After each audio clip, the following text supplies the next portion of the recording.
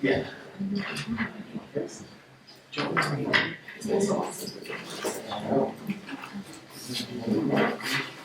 So what you got for us on the work session? So we have exciting stuff for you. Each of the principals have put together a short overview of their 90-day plan that they've worked with their staff on. So I will turn it over to Ms. Romero, who she's got the order. That's who's going first. Through the long and short straws, I guess. So first up is the Early Childhood Center and Miss Kathleen Kelton. Okay. The Early Childhood Center serves our youngest learners in the district. We serve our 3-year-olds and 4-year-olds. Right now we have 85 students. We have 25 3-year-old students, 10 of those students have IEPs, and 65 New Mexico pre-K students, which are our 4-year-old students, and 19 of those students have IEPs. These are some important terms because in the preschool world, we say things that are different from elementary and high school. We don't necessarily have standards, but we have early learning guidelines, and you might hear me call them ELGs. Natalie, if you click on the ELGs, I can show what that looks like. There's a back button down here. But this is what it looks like. It's a rubric. It has our indicator, how it's aligned to kindergarten standards, and how our standards align with Head Start standards. And you'll see a rubric from babies up through first grade. So when I start talking about accomplished for 4s, that's where we want our 4-year-olds to be. Some of them might be below that, some of them might be above that. Okay, thank you. The early childhood observation tool is the assessment that we use. What it is we watch our kids be their normal selves, and we mark on the rubric where they are at that certain point in time. Essential indicators are our main standards that we assess our kids on. And the pyramid model is our PBIS and our social emotional learning, not curriculum, but it's our framework. So what that starts with is an effective workforce. So we train our teachers, we make sure our students get what they need in the classroom with relationships and environments, social emotional support, and intensive intervention. So all of this data, we don't do a 90-day plan, we do a continuous quality improvement plan, and we do that based on our scores from our first ECOT cycle, and that will be in November when we complete that. So this is our data from the last ECOT cycle, which was in May. This is the information that I report to the state through our, or to our coach. It doesn't really go to the PED, it just goes to our coach. But this is what I reported to our coach. 65% of our kids are at or above accomplished for 4s in rhyming, 48% are at or above in phonological awareness, 65% at or above in letter naming, and 60% in letter sound correspondence. Our goal is that all of our students will score at or above accomplished for 4s on the EOI ECOT assessment in each essential indicator. And what we're going to do is ensure that literacy circle and small group literacy instruction will occur daily. In the past, we were required to do monthly walkthroughs. That's no longer required, but I'm going to do it anyway. Integrity, phonological awareness, and phonemic awareness is what that's supposed to be. Our 3-year-olds use a different one. Will occur daily. New teachers will complete Letters EC training, that's early childhood, and returning teachers and EAs will complete early literacy strategies in action. We'll also have literacy-focused family engagement workshops, and ongoing we'll have practice-based coaching. We have a coach that's provided through the CREC and dedicated time and collaboration focused on literacy. Our math domain, 53% were at or above accomplished for 4s in one-to-one correspondence, 72 in numerals, and 56 in sorting. Our goal is that all of our students will score at or above accomplished for 4s on the EOI assessment, and we'll ensure that math circle and small group math instruction occur daily. We'll integrate numeracy activities into meal and snack time. Every minute of our day is for learning. When the kids are out on the playground, they're learning. When they're eating, they're learning. We'll offer math-focused family engagement workshops and ongoing practice-based coaching and dedicated time and collaboration. Focus on math. I shouldn't have copied that slide. I asked Amy for help. But okay, our last one is the self, family, and community domain. This is what in upper grades might be social emotional learning or resiliency. This is a big deal at the preschool. So we assessed self-control and social problem solving. Self-control was 63% and social problem solving was 55%. So our goal is that we want them all at or above accomplished reports on the end of year assessment. And we'll do a daily social emotional check-in. When the kids walk through the door, we check and see how they're doing. Then someone walks them to class, and then they go into their class and they're asked how they're doing. They get to check in twice, and they're treated like rock stars along the way. There are a lot of people telling them how wonderful they are. We'll integrate social skills strategies throughout the day, implementing pyramid model strategies, and weekly lessons focusing on social problem solving and self-control. All instructional staff will have completed the e-pyramid training this year. That's a statewide training, and I really love it. And we'll also offer positive solutions for families workshops that goes along with pyramid, and that helps families when their kids might be demonstrating behaviors that they don't want to see at home. So thank you. That's all. Thank you. Nothing's better than if you're having a stressful day and you go and check out the babies. They are the cutest little things. She's absolutely right. In the mornings when you bring them in, they greet them at the door. And they grab them by the hand and they take them down. They do an awesome job. I do. And now we'll have Dr. Harrison and Route 66 Elementary. Good evening, Mr. President, members of the board, Superintendent Salazar, all of you, and all of you. Here we go. So Route 66 Elementary, for the last 2 years, we have really targeted writing, math, and reading. So if you'll go to the next slide. So each year, we did a different kind of writing. At the beginning of the year, less than 3% have it.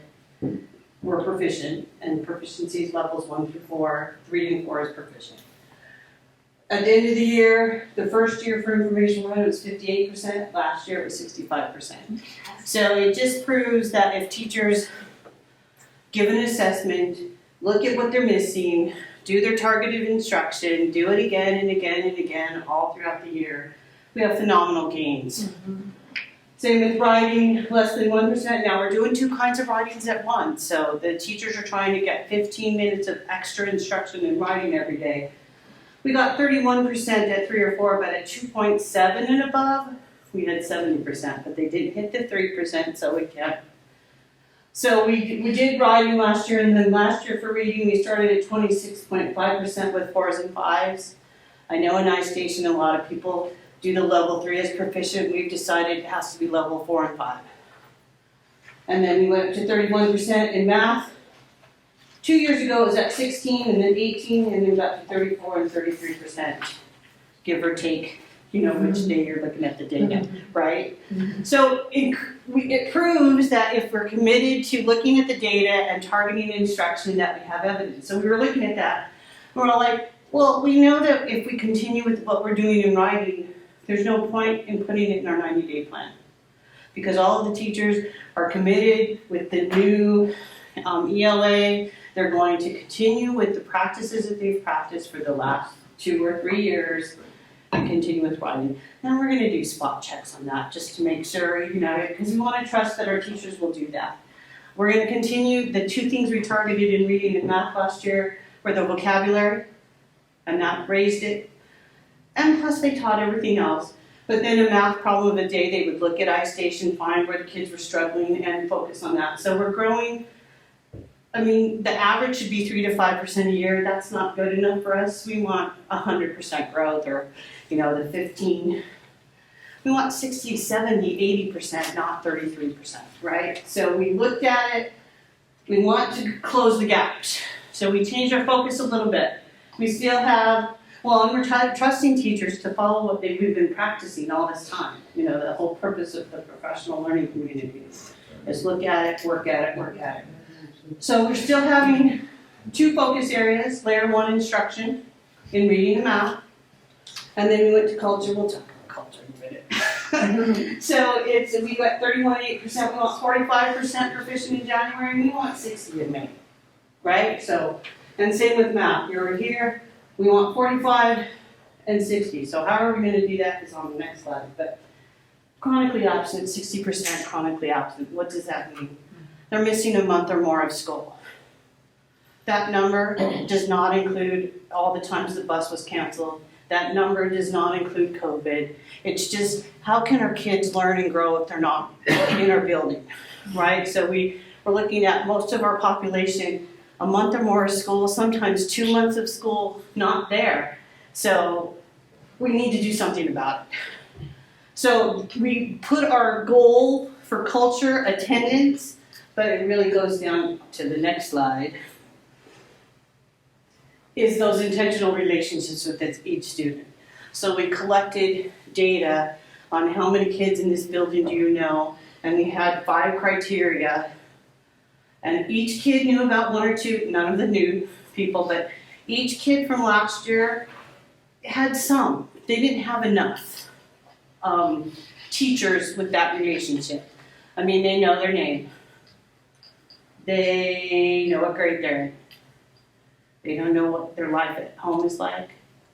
They don't know their interests. Now, their own class, yes, absolutely, but the other kids that come and visit them, not really. So our goal there is for all teachers to form intentional relationships, building a strong classroom community to make sure that kids feel cared for. So how are we doing that? School-wide, greeting the students like Catherine was talking about every day coming in. They are all decided to do community circles within their class at least once a day to make sure that the kids can be heard and that they can actually listen to the ones around them. We want to build those intentional relationships with the families. So sure, we sent out newsletters and stuff, but we're 2 times a month, we're going to reach out to the families in a different way.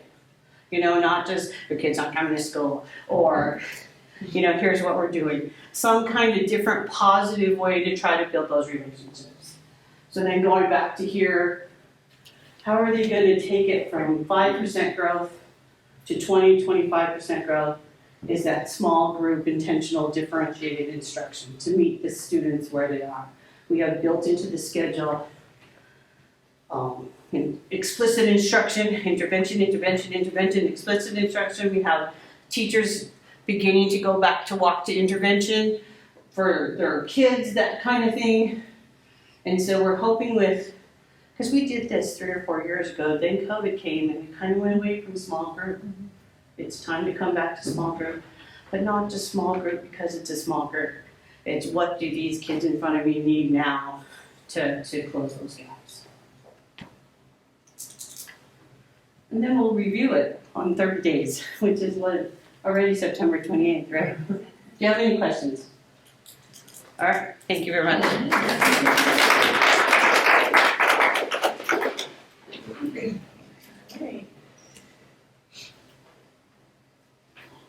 Now we're going to go to Moriarty Elementary and Mrs. Luce.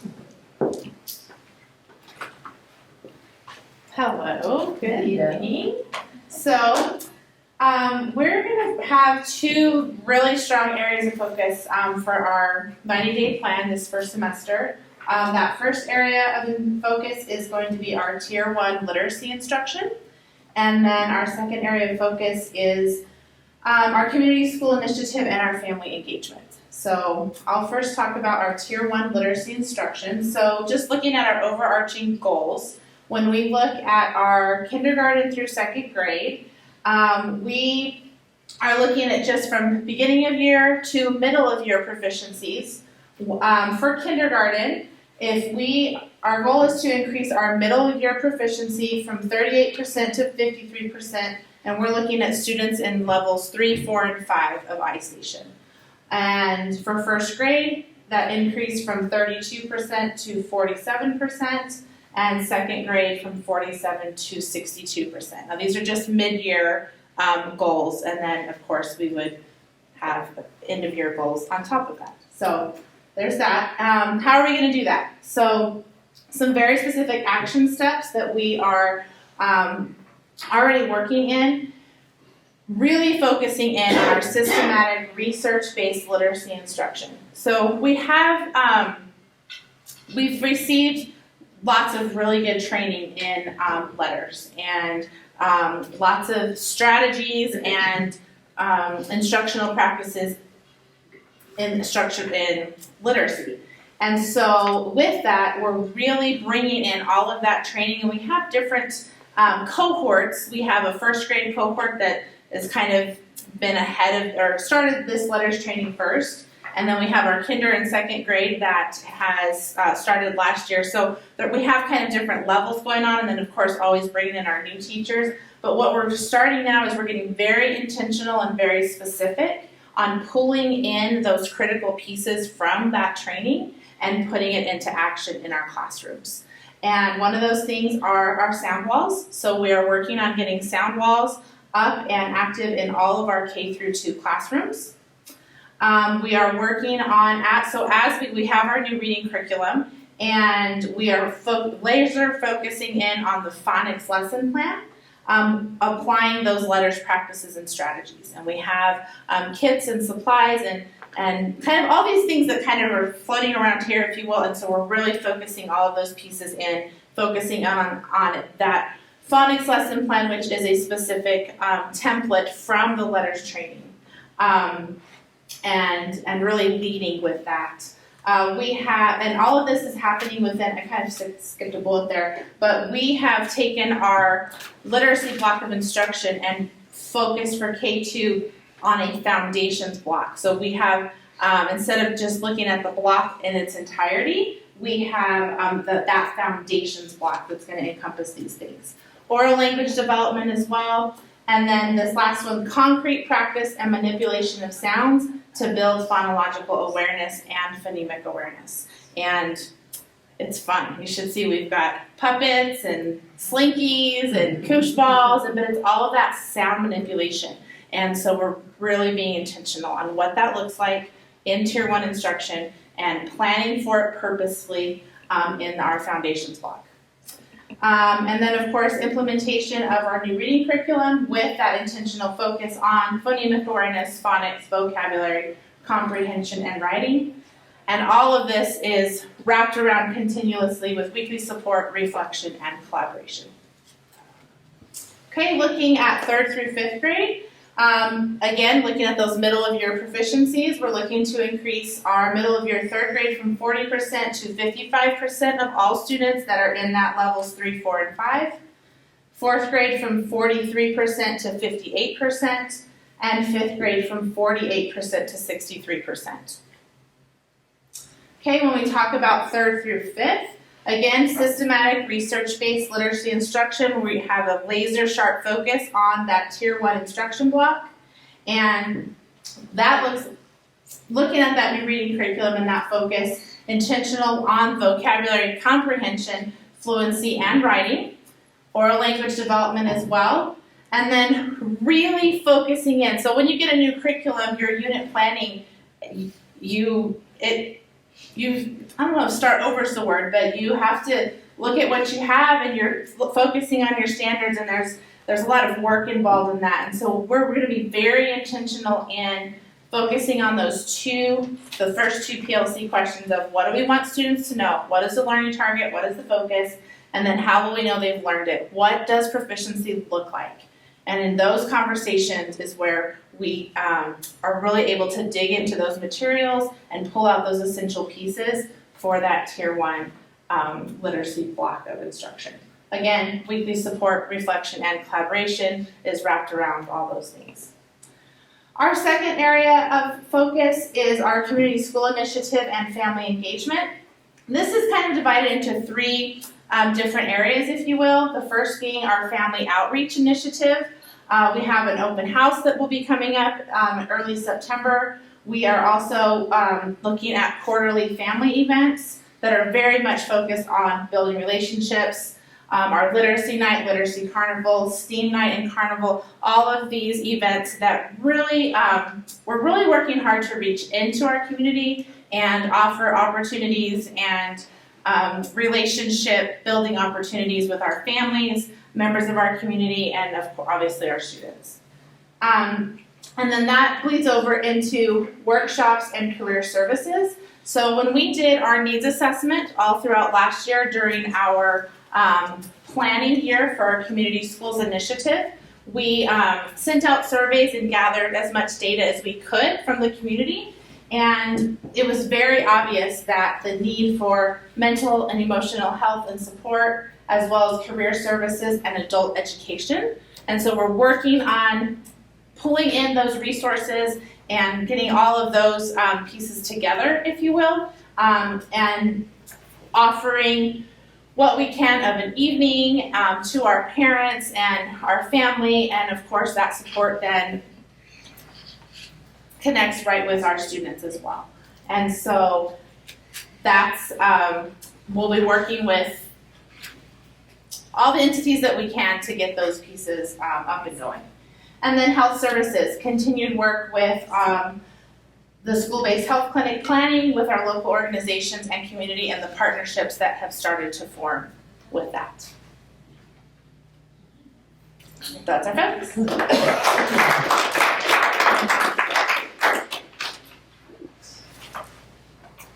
We'll go to Mr.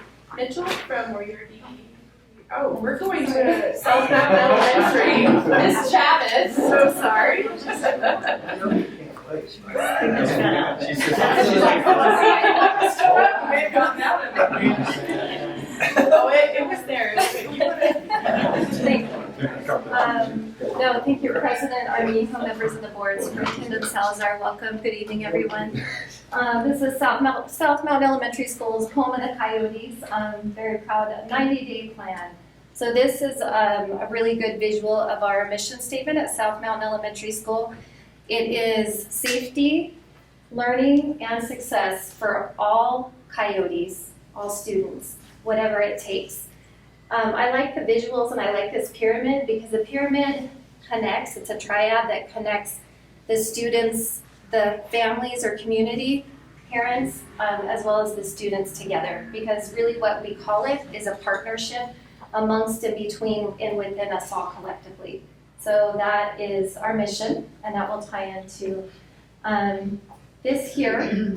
These are our reading results from last school year, from from September, because I want to note that we're very impressed and very pleased, the teachers and I, and maybe at your schools as well, that we are beginning the ISIP, the Ice Station Reading and Math Assessment this week. So we're currently in the midst of this, and we're really excited about that because last year we started it in September. So to move that up a month, we are quite excited about to get the data back and to focus intentionally on those results as soon as we get them. So I wanted to kind of highlight this because this will lead into this year's 90-day plan. And the reason for this is because cumulatively, that's what we look at, right? We're not just going to look at our BOY data at the beginning of this year once we get that. We will, of course, that's very naturally. But we are going to go backwards and we're going to look at the trends and the patterns within the data that are going to tell us a story. So we are focusing on, or we did last year, and our goal that ties into this year's goal, focusing on these levels 4 and 5 here, these greens, and identifying the students, the percentage of students at levels 4 and 5 at the beginning of the school year, and then middle of the school year, and then the end. So at the beginning of the school year, in reading, for the beginning of the school year, levels 4 and 5, we were at a 37%. Middle of year, the students grew in reading to a 53%. And then at the end of the school year, collectively, levels 4 and 5, students were at a 53% in reading. So we also didn't want to look at just only 4s and 5. We also wanted to look at our reds, right? Typically when you see reds, those are students who are not at grade level. So they're not proficient in reading or in math. Excuse me. So at the beginning of the school year, in September, students were at, I believe, 18% and then decreased down to 12%. So that was a 6% decrease from the beginning of the school year. That, for us, it tells us that we are showing growth, both in our high end and low end. There's movement within the high end and low end of students. So we're really trying to focus, going back to our mission, on all students. Okay, next slide, please. And then we're just transitioning into our math, same thing. So in math at the beginning of the school year, we had a 30% in September, for levels 4 and 5. And at the middle of the year, it was 42%, and end of school year, 55%. That's a 25% increase from beginning of school year to the end of school year. And that again, in the reds, so it's dark here, so sorry, 19% to 7%, so that's a 12% decrease in math. So that again is painting a picture for us. Okay, and then moving on to the next slide, thank you. So, as you know, with the pandemic, and we've begun to, become more of an issue that's been on our radar, right? Through society, and really collectively within our schools and within the homes that our children live in. So all of this just says we need to regulate our students before we can educate them due to the trauma that whatever it is that they're dealing with, whatever that trauma is. So once we can do that, then we can really see the increase in the students' academic growth. And it's not, I want to let you know what my experience is that it's not separate. So they're together, right? So you're regulating students and educating them, but kind of simultaneously in sync. You have to, because the academics is not going away. So it's just something that we do intermittently together. It has to be on our radar in order to do that. And again, terms like intentional, very focused, explicit, those are things that we have to just be mindful of those terms and to initiate. This here is this year's 90-day plan goal. It's a blank percentage, and that's because we're currently testing this week to then receive the results in reading and in math.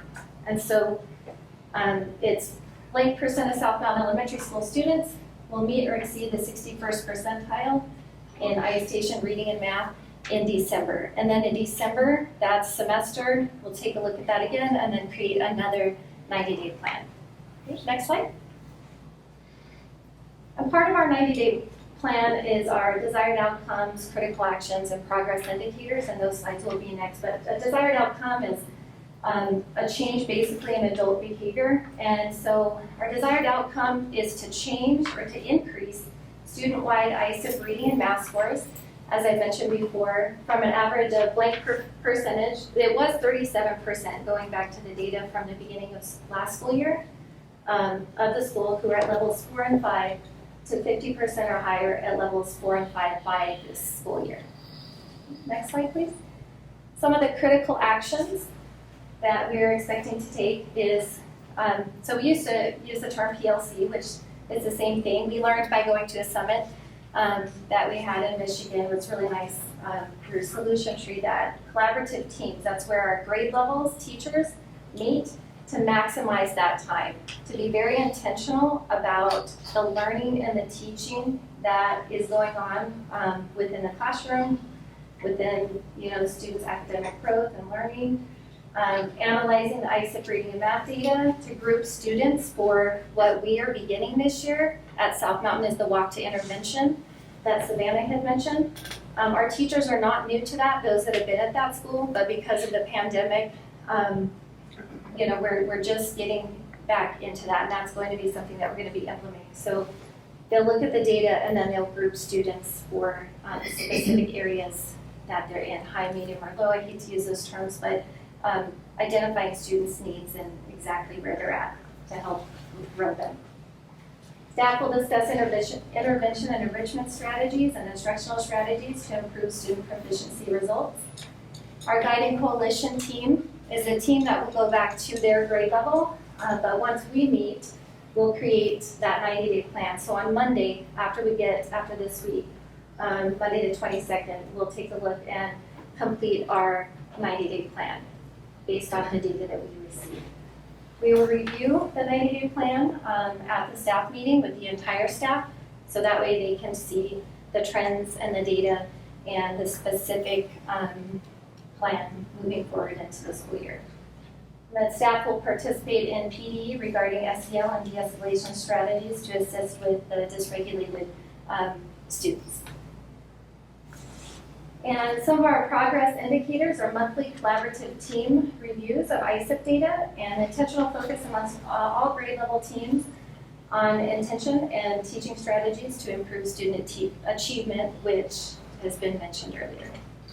And finally, some positive steps that we have moving forward is that we have a full-time social worker, a full-time counselor. All of these things are really positives because it helps support the students and their needs at the school. Extra support in special education to include a gifted teacher and an additional educational assistant.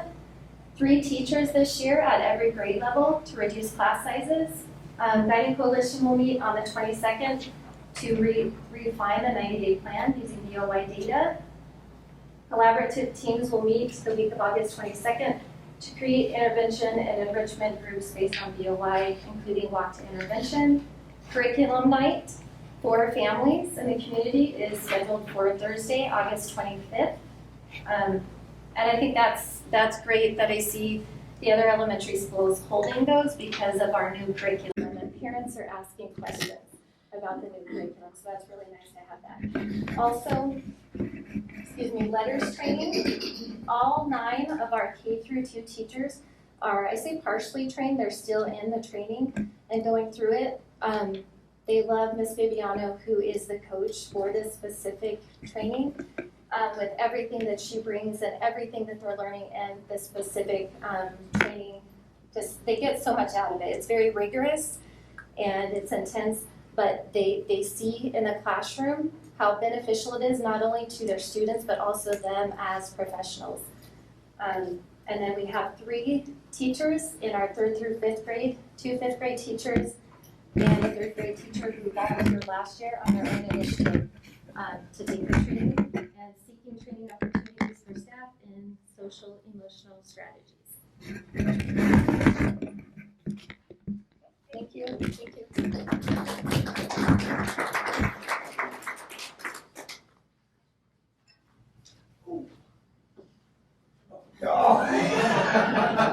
Now she's just messing with you guys. Moriarty Middle School and Mr. Miles Vigil. Yeah, that's Rob makes the new guy go first. Yeah, well, I'm the new guy.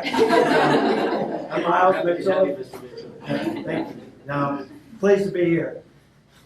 So my presentation is going to take a little bit of a different turn for the middle school. I'm going to go ahead and share the mission statement with you because we did spend a lot of time on the first couple of days on PD trying to get the team together and wrap our minds around a little bit of our goals and our initiatives for the year. We had a lot of good feedback, and so I'm actually very proud because this is a very vested mission statement for Moriarty Middle School.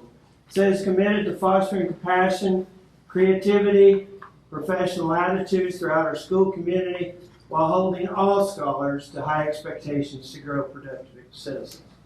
So I'm very proud of that, and we're going to continue to share that. As I move through the presentation, what I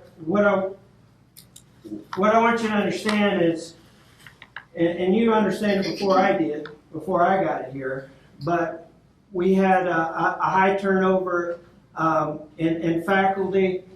And we got, right now, from last year, we had very little turnover, but at the same time, we had 8 new staff members. And so, and our staff composes about less than 3 years of educational experience. So we're dealing with a whole gamut of learning going on. And so when we look at our vision, especially the first 30 days, and it will carry on all year long, but I think it comes down to 3 simple actions that, and from my standpoint, is that I've asked my staff to do. And number 1 is to commit. Okay? We have to be committed to education. We have to be committed to our job. And I'll get into that. And number 2 is we have to be invested. We have to be fully invested. And number 3, we have to own it. And so I think that is really our action plan for our year, not only 90 days, but that's our action plan for the whole year.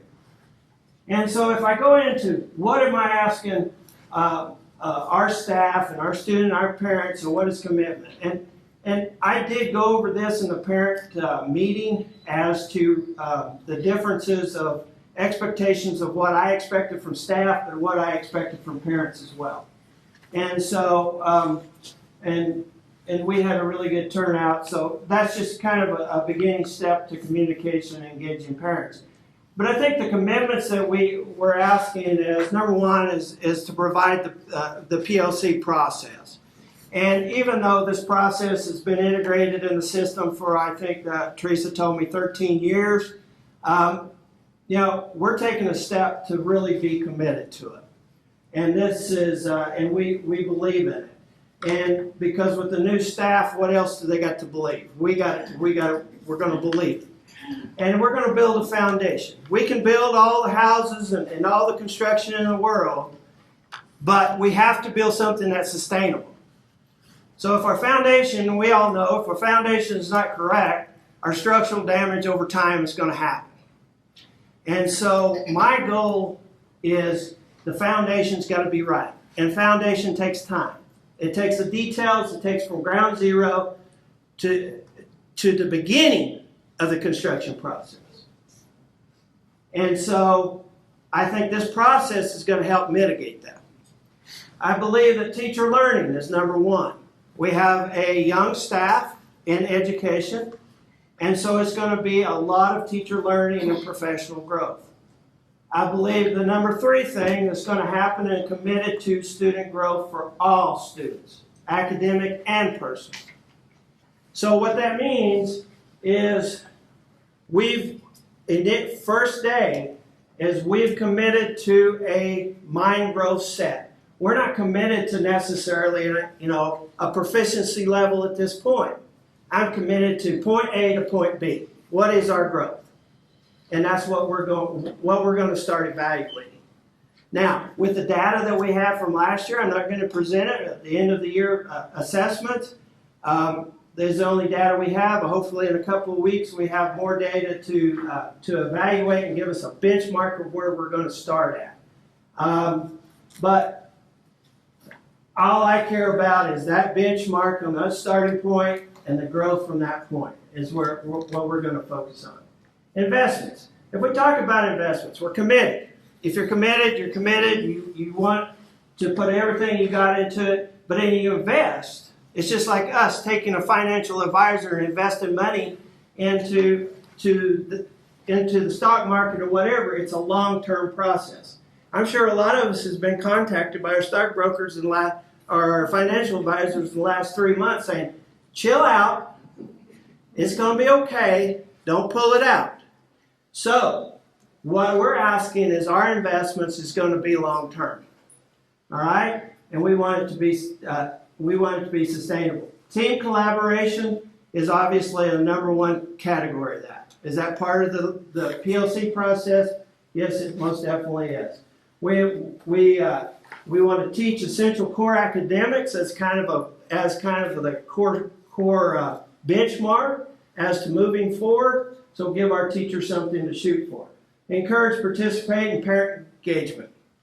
So wherever that benchmark has been, we're going to grow within that category.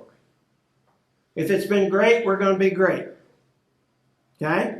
And so our encouragement, and we're very dedicated, I'm taking a lot of that on myself as well, but that is going to be a big category in investing long term. Teaching and modeling life skills, we're in middle school.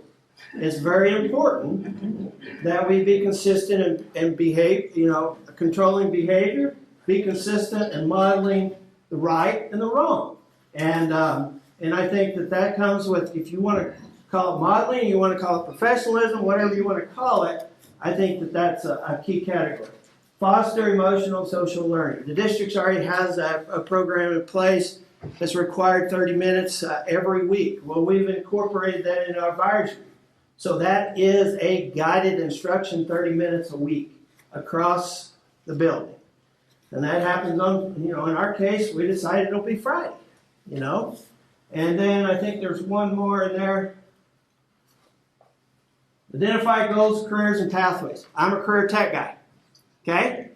I believe that kids need to focus on and have options moving forward, not only on the academic side, be able to offer a little bit of pathway and options and exploratory reasons for them as to what careers.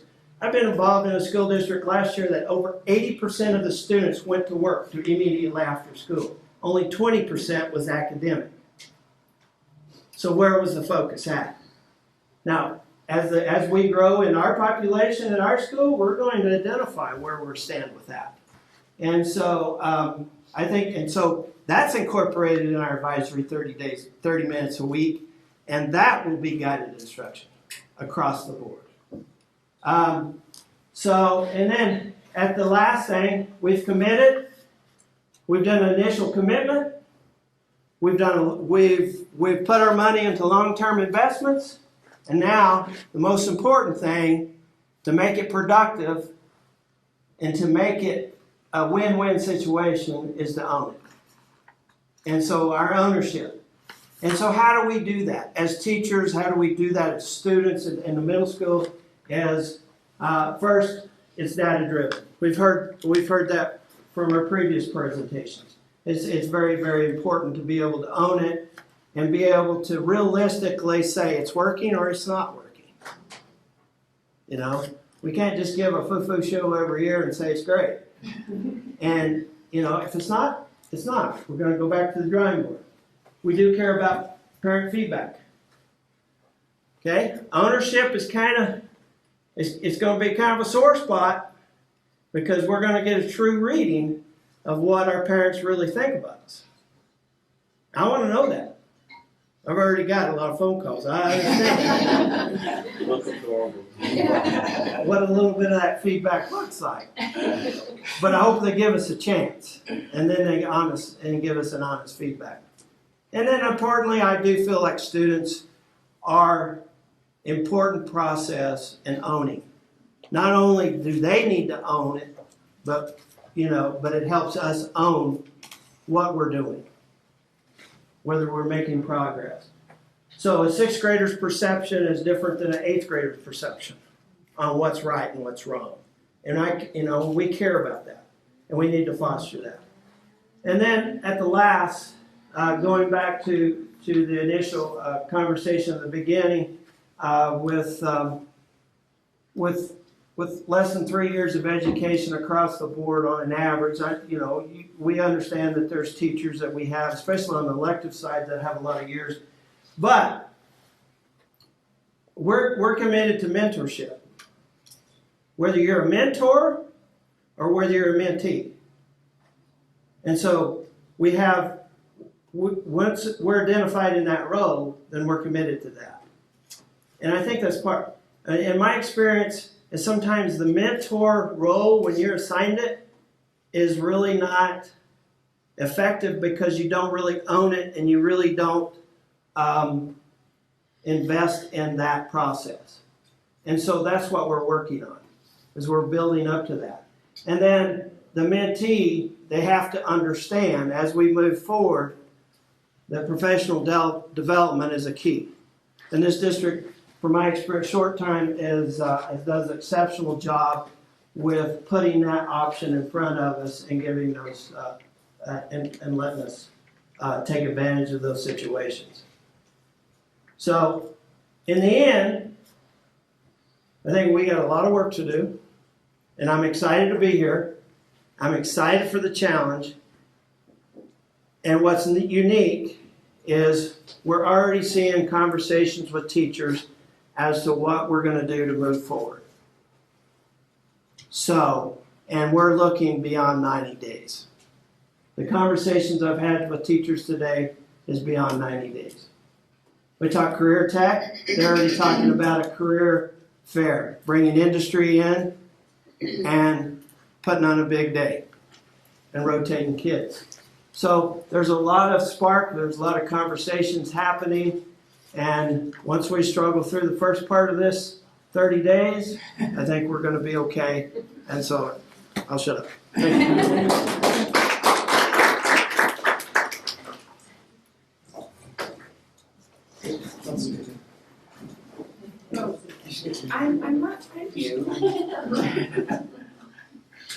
Ms. Romero.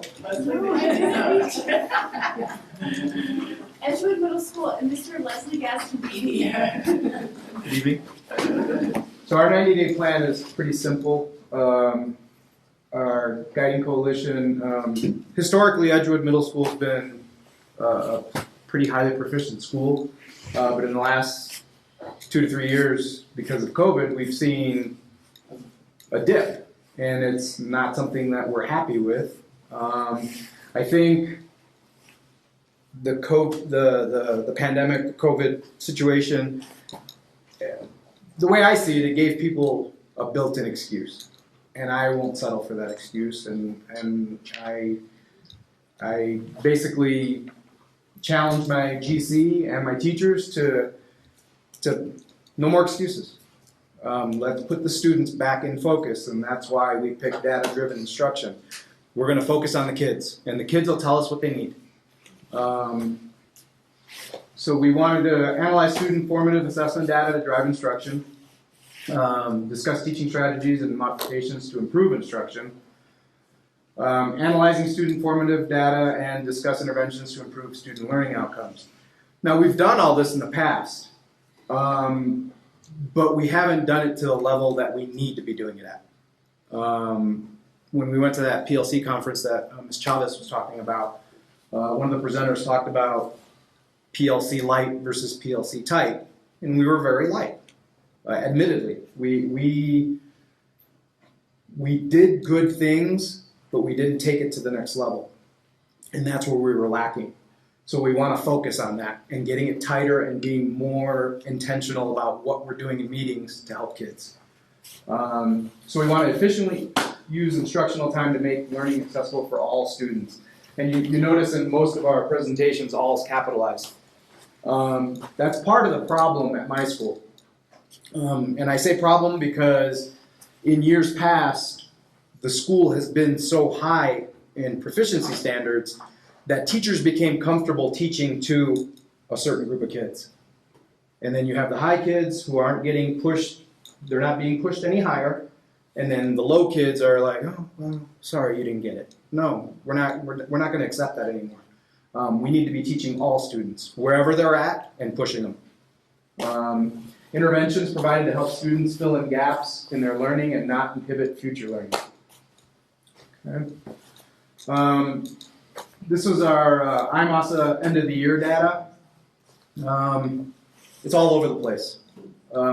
There's some good things in there.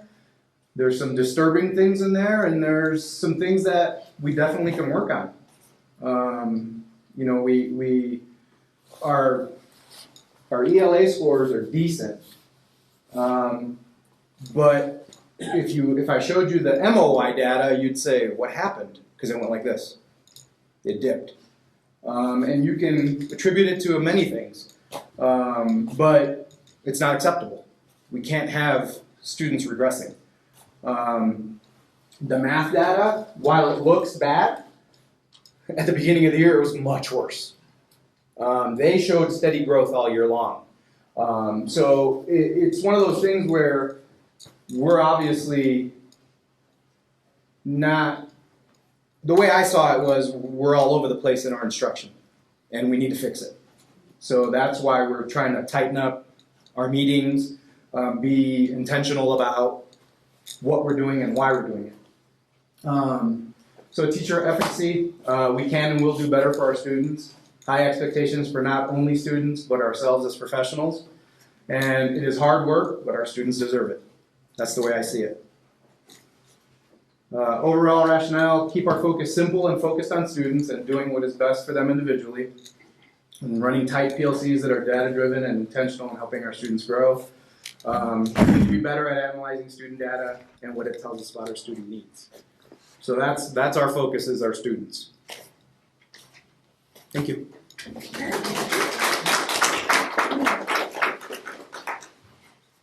Mr. Adams has handouts, so. Yeah, pick it up enough. So the only reason for the handout is because I didn't put any of our progress indicators on the slides, but we've determined all the progress indicators. So I just wanted you to know that that I just didn't do half of my 90-day plan. We did the entire plan.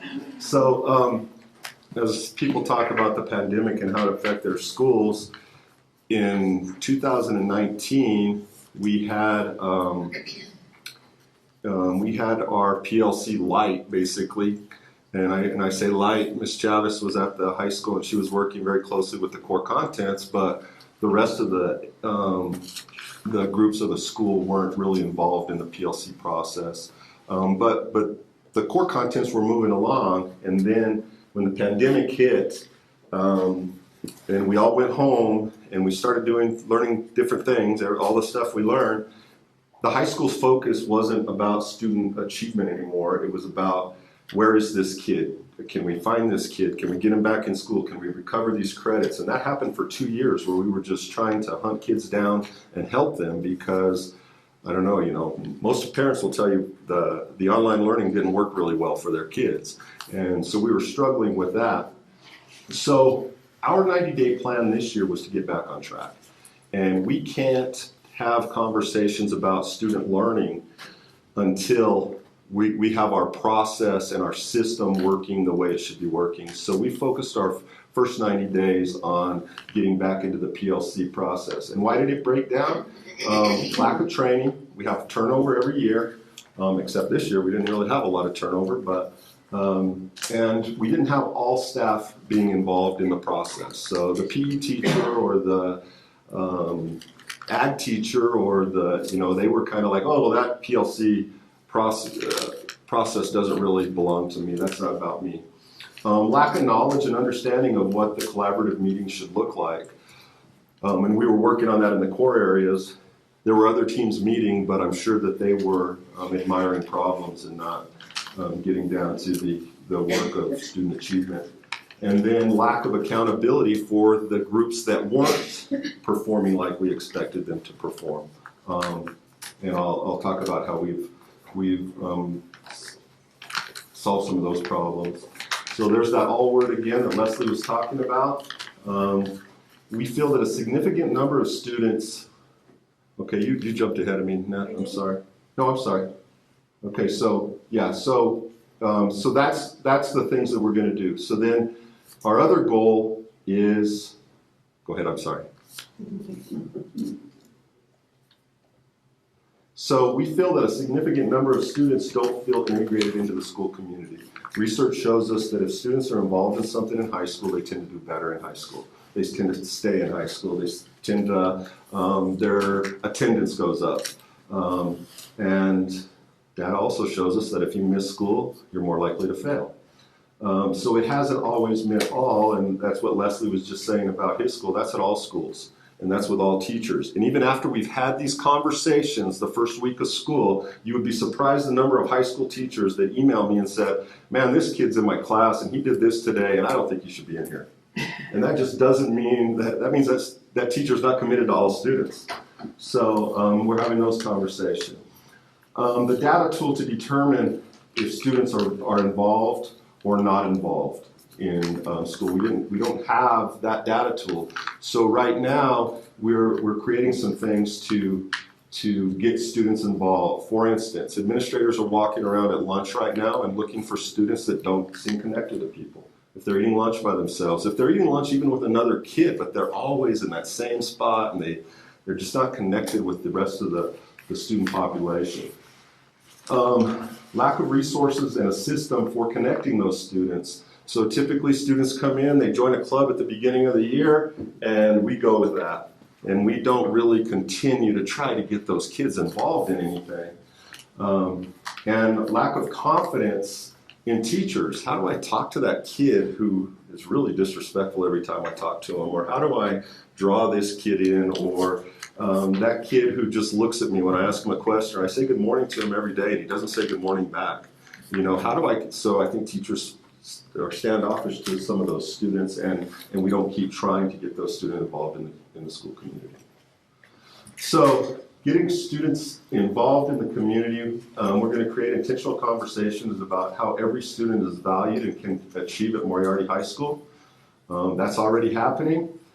We're creating and distribute a staff and student community culture survey this week to determine our current reality and progress towards inclusion of all students and that all means all at the high school. All teachers will have positive communication with at least 3 families from their student prep. Some of you may have received something if you have a student in the high school from a student prep teacher this week, or you may not have, but you should soon. And then pick 2 other students in the school to send home positive communication. And that's the stuff that one of the principals talked about. It's not just calling to say, hey, can you help me with your kid's behavior in my class? It is finding something good about every kid and trying to make them a part of the conversation. We're introducing ourselves as advisory teachers because that's another resource for parents and families to reach out. When that math teacher the math teacher has 180 students, and I might not get that email right back from my math teacher, but if I know that I have an advisory teacher that'll help talk to that math teacher and help me solve my students' problem, then I can reach out to them as well.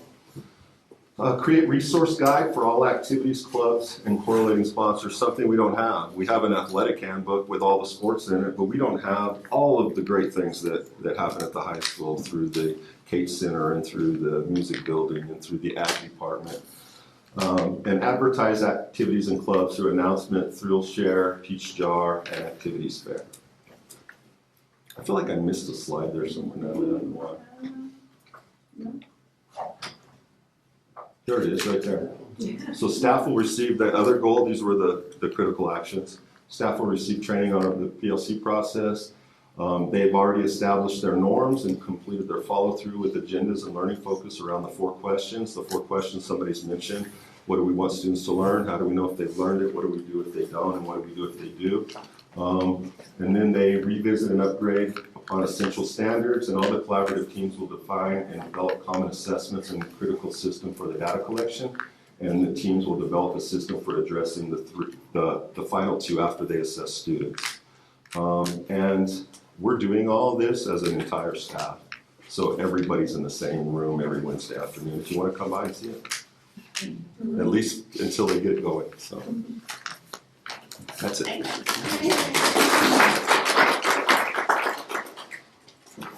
I just want to give a big shout out to all of you principals. Not only did you put together great 90-day plans that you've been working with your staff, but you've had school start in actually 2 weeks. So wow, kudos to you. So obviously you've been doing a lot of work with your staff, and good job. I'm proud of you.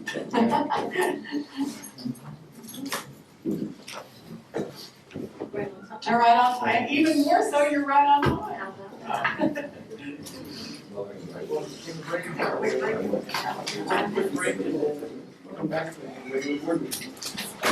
clerical error. If you look on the purchase orders over $20,000, number 6, the vendor is CES for year-out services instead of Johnson Control, Johnson Controls. It does not change the description or the amount, and you actually have in front of you a copy of the PO with the correction on it, with the correct vendor on it. So just want to correct that. That's number 6. That was number 6. So with that change, I recommend the adoption of the agenda.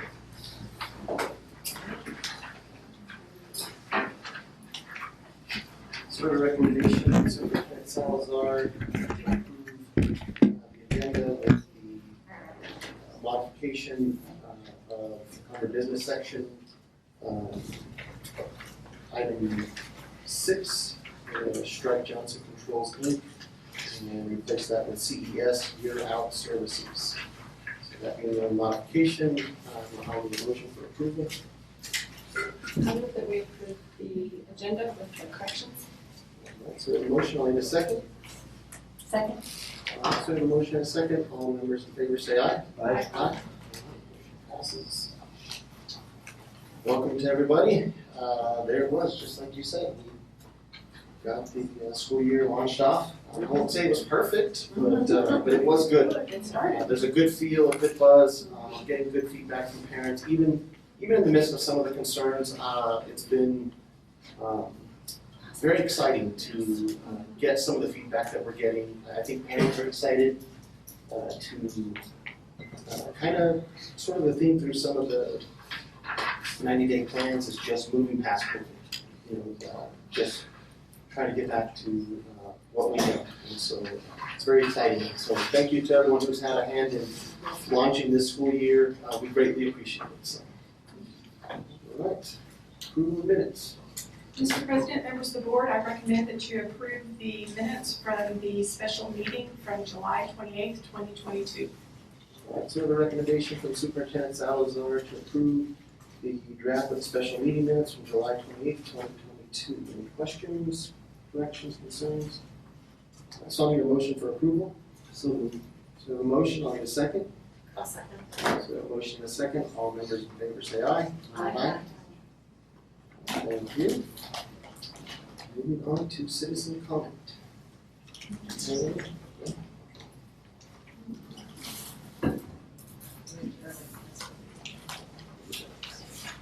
Oh yeah, don't take the first one, student potentially, so. All right, superintendent, board comments and recommendations. Let me just student representative. So Mr. Adams, do we have a student? I think I saw a student.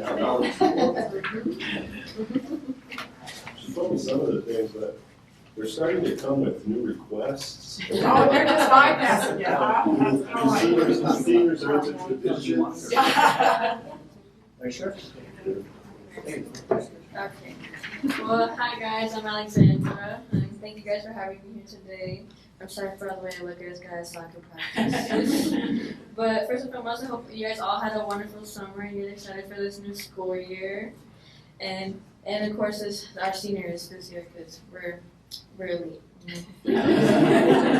Okay, so the class of 23 is the most creative, innovative class of school has ever seen, and this year is more important to any of the high school years, leaving behind our legacy. Take a look at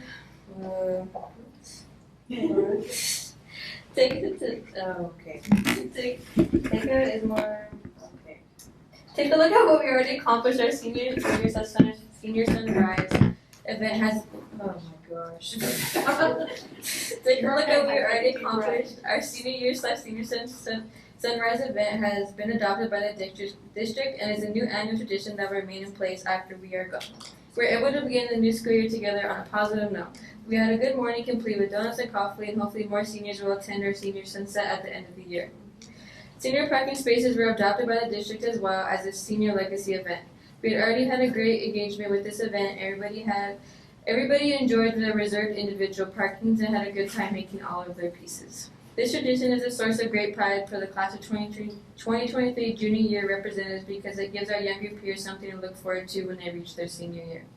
Class of 2023 has already left our mark for our future classes to come, and we cannot lose the momentum that we have already created. It is imperative that we elect officials for this year that understand the importance and responsibility of our class. Starting Monday of next week, all candidates for officers in each class will begin running for office.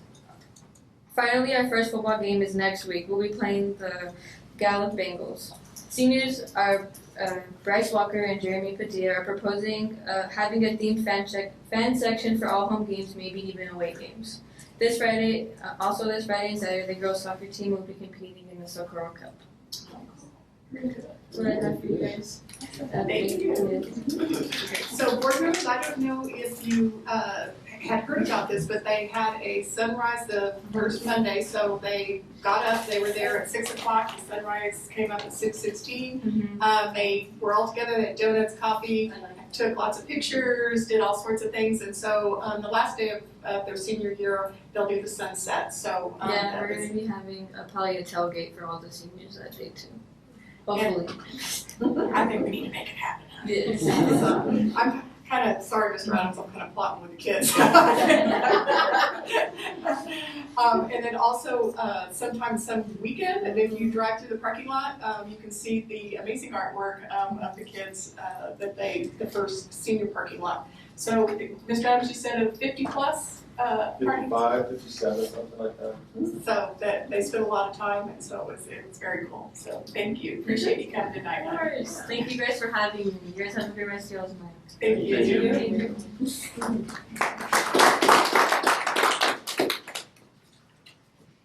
And we got the rest on the board report when I got to that. So Mr. Adams, you know, he was busy and trying to get through some of the stuff and going through consent agenda, and I got to that part and got a little lump in my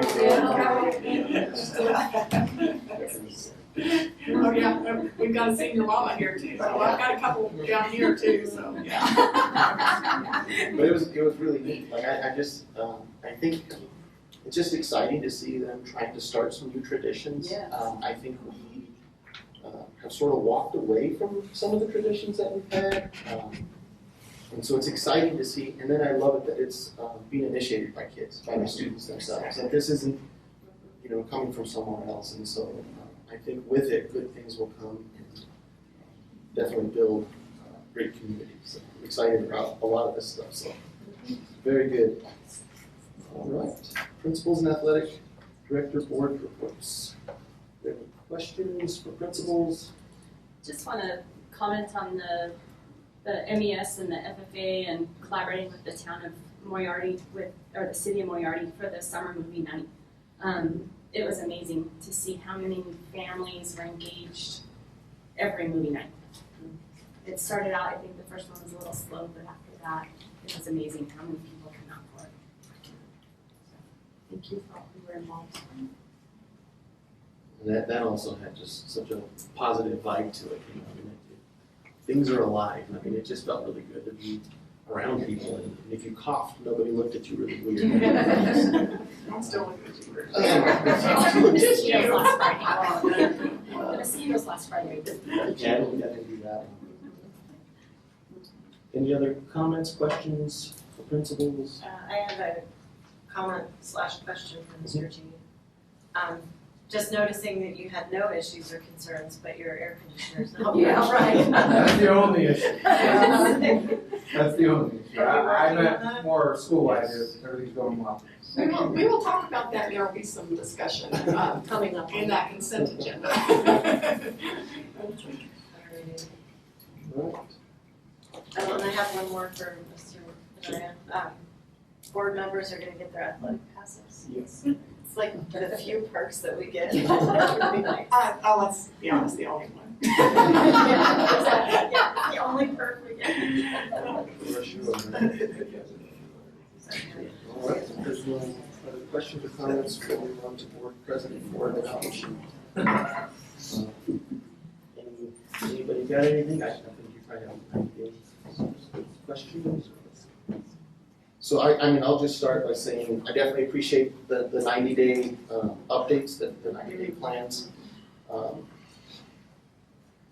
It really spoke to me, and I really appreciated the fact, and I've said this before, I think, you know, I was really frustrated when, and I'm not angry with anybody, but, or you know, I get it, because none of us have been through a pandemic before, but you know, when the state was really asking us to kind of sugarcoat some things and not talk about loss of learning, and you know, they wanted us to put that positive spin on it, accelerate the learning, and that really just bothered me because we all know that we experienced loss of learning, and so the fact that you all recognized, number one, the ownership of it, I think that just, you know, it really makes me feel good moving forward.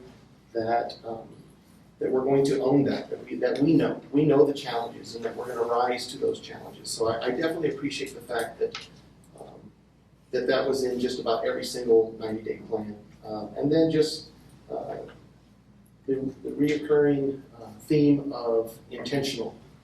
I think that is so powerful, and it was just very encouraging to hear the theme of being intentional. I mean, our kids will be the absolute beneficiary of all those energies and efforts that you all are going to be putting forward. So I just definitely appreciated the 90-day plans. I mean, and I kind of liked the 10-minute thing. I mean, at first I was a little worried about that, but you you all got to the meat and potatoes of it, and I definitely appreciate that. So thank you for that. And we will hear back again? Yes. And also, I just wanted to maybe tag on a little bit opposite of what you just said there too. I just wanted to point out that we were one of the only districts that we were ready to go online with our students, and every student had a computer. But we also recognize that, I can't imagine what some districts went through. I was gonna say, it could have been a lot worse. Yeah, because yes, we've lost the learning, but I don't think it's nearly as bad as some of the other districts in the state. And there were some that even by the end of the school year still didn't have the computers they needed. And I can't imagine what they had gone through. But I'm very happy to hear about those day plans and where we're headed. It's exciting, especially after our little session over the summer that we did together, and got together on our goals for the entire district. And it's just, I think I see it coming into play, and as we go down the line and you come back with those 30-day plans again, 90-day plans in 30 days. It'll be, I just really think that we're going to see some really great improvements. That was definitely at the last conference. What you said is absolutely spot on. I mean, the stories that we're hearing from other parts of the state, so take a deep breath. I didn't want to be Mr. Doom and gloom. But know that, a lot of your colleagues in other districts are sharing almost the identical struggles, but some of them even worse, so it definitely is, something that I believe we can overcome. And I'm excited to be part of it, and we're here to support, so definitely reach out. Any other comments? All right. If there are no further comments, we will move on to the Superintendent's Report. Thank you, Mr. President. Mr. President, members of the board, we have a presentation this evening from the Torrance County Manager, Ms. Varela, and Commissioner McCall. I think they have good news for us. They come bearing gifts. May I present? Yes, please do. So while she's doing that, I'll introduce myself. Many of y'all know me. I'm Kevin McCall, Commissioner District 1, Torrance County, and Janice Barella, our great county manager. As she's handing that out, I know there's a bunch of new faces, and I just kind of wanted to explain what an IRB, an industrial revenue bond, in this situation, why you're getting this money, why the county's getting this money, and some legislation that went through last year that was put in place to where Moriarty is getting, or at least 5 school districts are splitting the pot of money evenly.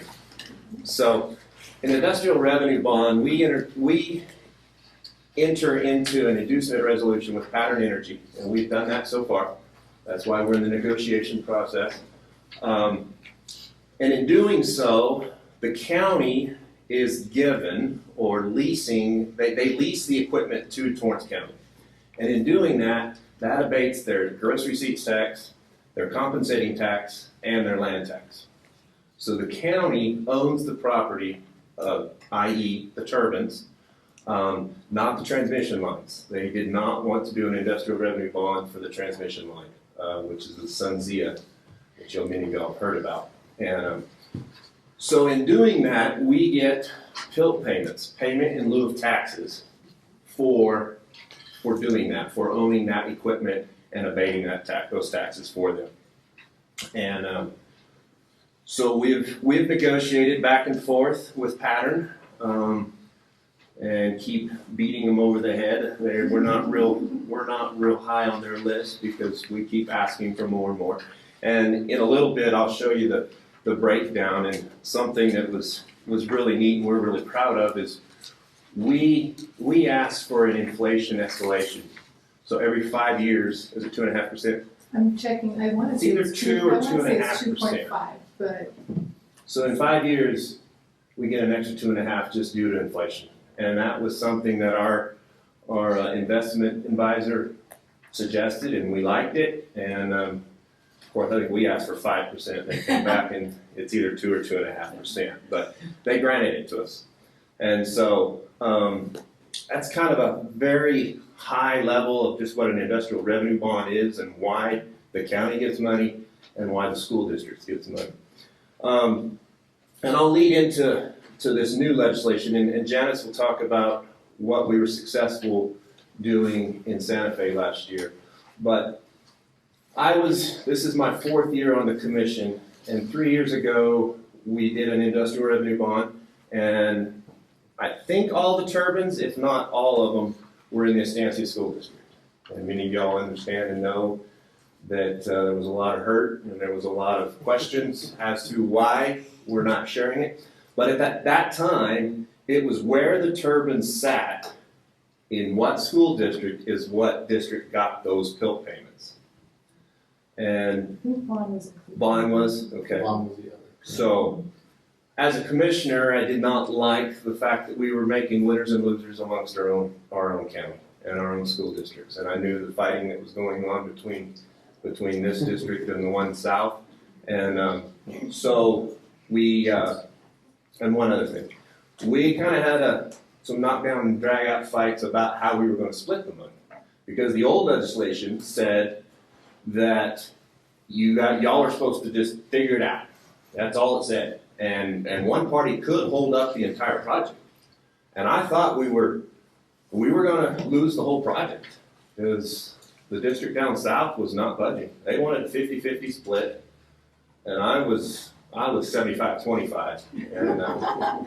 And we finally came to 65-35. That was the agreement. The project went on, and counties got their PILT payments, and so is Estancia.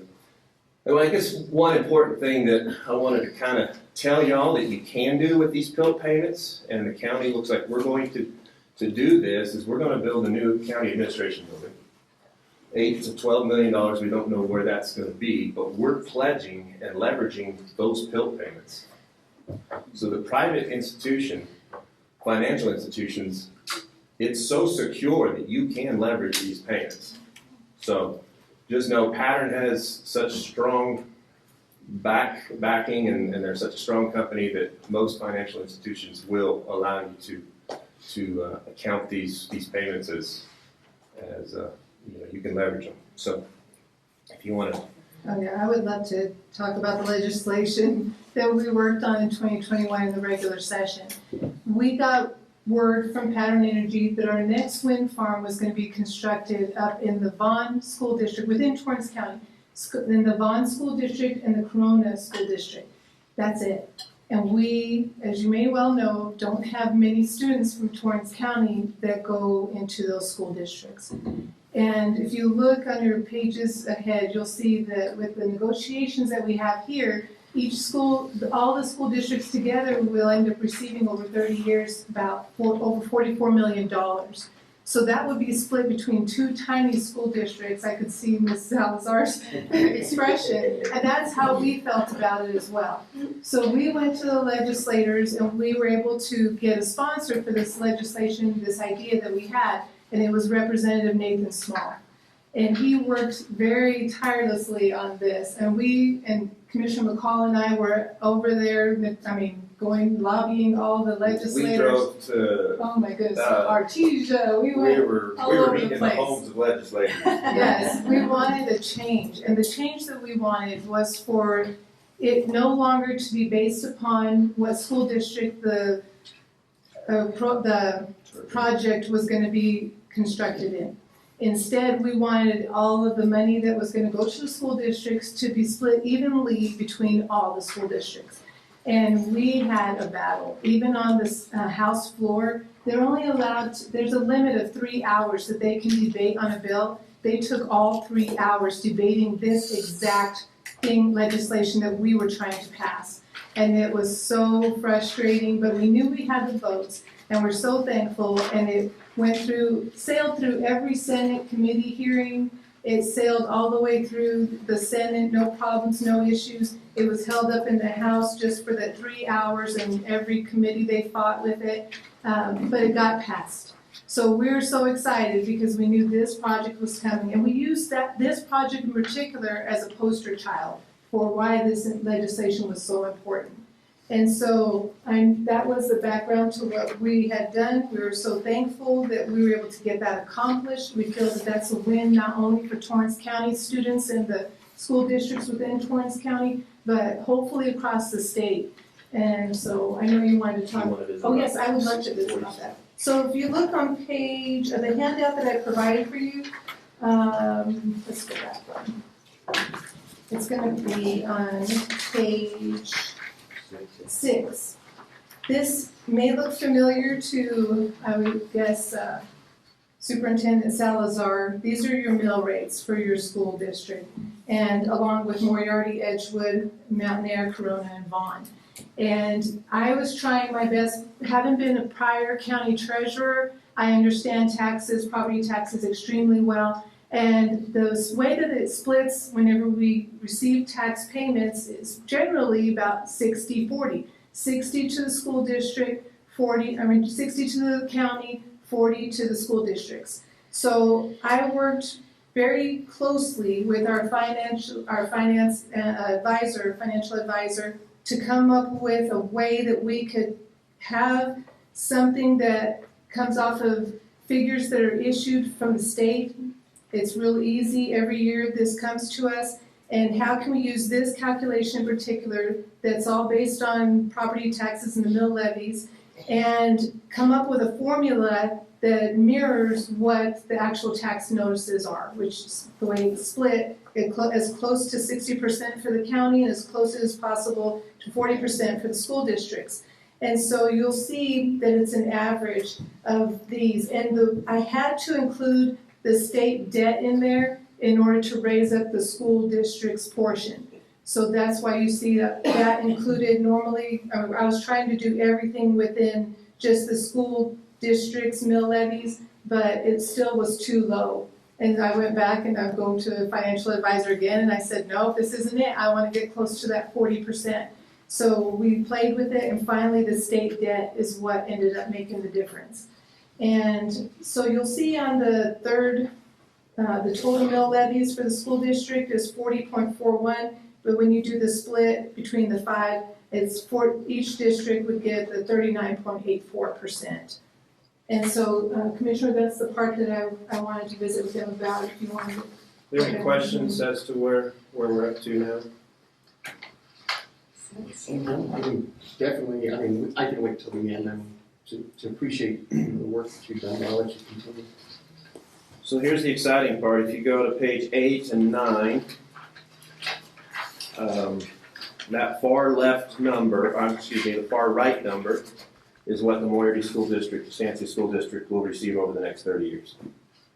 Mayor, all 5 school districts. So all school districts will split $44,398,000 and some change, and this school district will get the 8.879. That doesn't hurt my feelings any. I didn't think it would.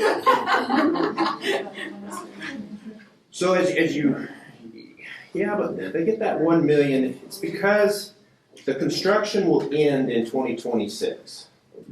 So that's why you've got this kind of catch-up number, that $1 million number, is to catch you up. Because the IRB really, once we sign it, then it starts. But they weren't comfortable during all of their construction, and I may not have this right, but during their construction side of it, they were just feeding us some crumbs.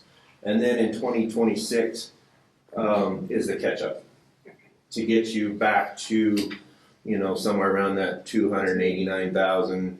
And then also, if you notice there, you'll see that every 5 years that inflation escalator that we put on is why every 5 years it keeps jumping. I'm all giddy. That's exciting. It is exciting. I've been in 2 districts that have the counties that have windmills in the other district right there by me, and I've never gotten windmill money. So, this is very exciting. So, man, thank you guys for the hard work. That is amazing. Absolutely. So, I remember looking at maps and banging on Betty's door and saying, hey, can we look at some maps? Please, isn't there Is this one more or just one? Yeah, just one windmill, just a half a foot on. Well, I think while you all were out there, pursuing the legislation. If I met with a representative, it would literally be, from Moriarty Edgewood School District, we know. You know, I mean, they knew. Oh, like we know, don't come and ask anymore. They understood, our situation. Some would want an explanation of, were there any other avenues that we could pursue, and basically a lot of them understood the story, and so we were very, they understood, and I think your hard work paid off definitely in that regard. This is all on new projects moving forward, correct? This is not retroactive, not existing. Unless some legislation goes through that changes it back or changes. I still want Stancy's money, but that's okay. That's another story. No, I'm teasing. I love Stancy and they're doing great things. If they do recharge or if they do enter into another aspect of it, I don't know if it would come into anything if they were to upgrade or do any of those things. Well, like a repowering or regeneration. That's what I was going to say. Well, and I do know that would be interesting. I think it's going to fall on this legislation because if they go through the industrial revenue bond portion. Now, if they do it internally and they repower themselves, then, it's not going to change the IRB process or PILT. And I'm great with that. You just like to give Cindy a hard time. Well, and I definitely appreciate it. In my almost 10 years ago, this is the first time I've seen a presentation on any of them.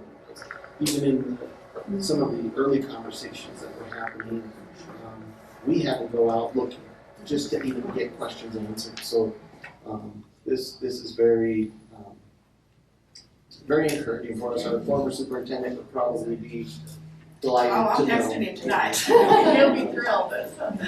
Well, it was always frustrating when, we were trying to hire teachers and Stancy was stealing our teachers and offering them a $5,000 bonus, because they had this money. That's what made the two of us say this isn't right. Yeah. We've got to, we're making winners and losers amongst our own county. Yeah.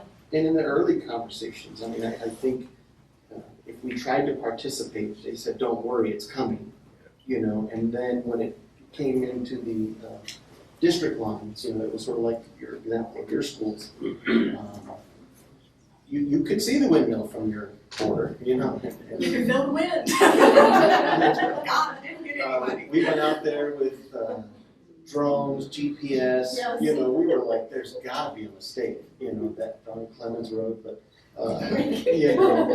but anyway, we would always fall up short, but we were really never, this is wonderful having you here to present. I think this was great that you guys went out and did this. And as you say that, I think you heard that from me. Don't worry, your time's coming. They're telling me they're moving north. Well, now it doesn't matter. Yeah. Right. As long as it's in Torrance County, we're splitting it the 5 ways. And we want to talk a little bit about the change of the map on the Guadalupe. She has a little information. So there was when the original map that we got, it had quite a bit of wind turbines in Guadalupe County. And now it's That's right, and so they weren't able to secure all the lease agreements with the landowners for that to be a viable project. So they ended up having to change it, and now it's in San Miguel County, which is strange because they've never been a part of this before. And so now all of a sudden they have that, but it ended up pushing more of the turbines into Torrance County, which is a win-win situation for us. So we're excited about that part of it. I think moving forward, and I know you've all thought it, but student count, that'd be great. That to me, I think the next hurdle would be, when we're out there lobbying, is to see if we could get an adjustment for student population. I think that this is a great start. This is an incredible start, and I'm extremely excited, for this district, for our students. Our students have, this gives us a little bit of diversity This is truly a deal changer for our district, and the appreciation that's I'm thinking it's like, oh my gosh, this is so exciting for our district, and so, thank you both for the work and the hours that you put into this, because, it is gonna make a huge difference for our kids. And as far as I know, there's no strings attached. No, there's not, that's Yeah. not I mean, you can do as you please. which is exciting. They rub that in our face quite. Well, I was actually married to the superintendent that was right across in that other district that had all that money that he was spending, and I didn't have any, so, yeah.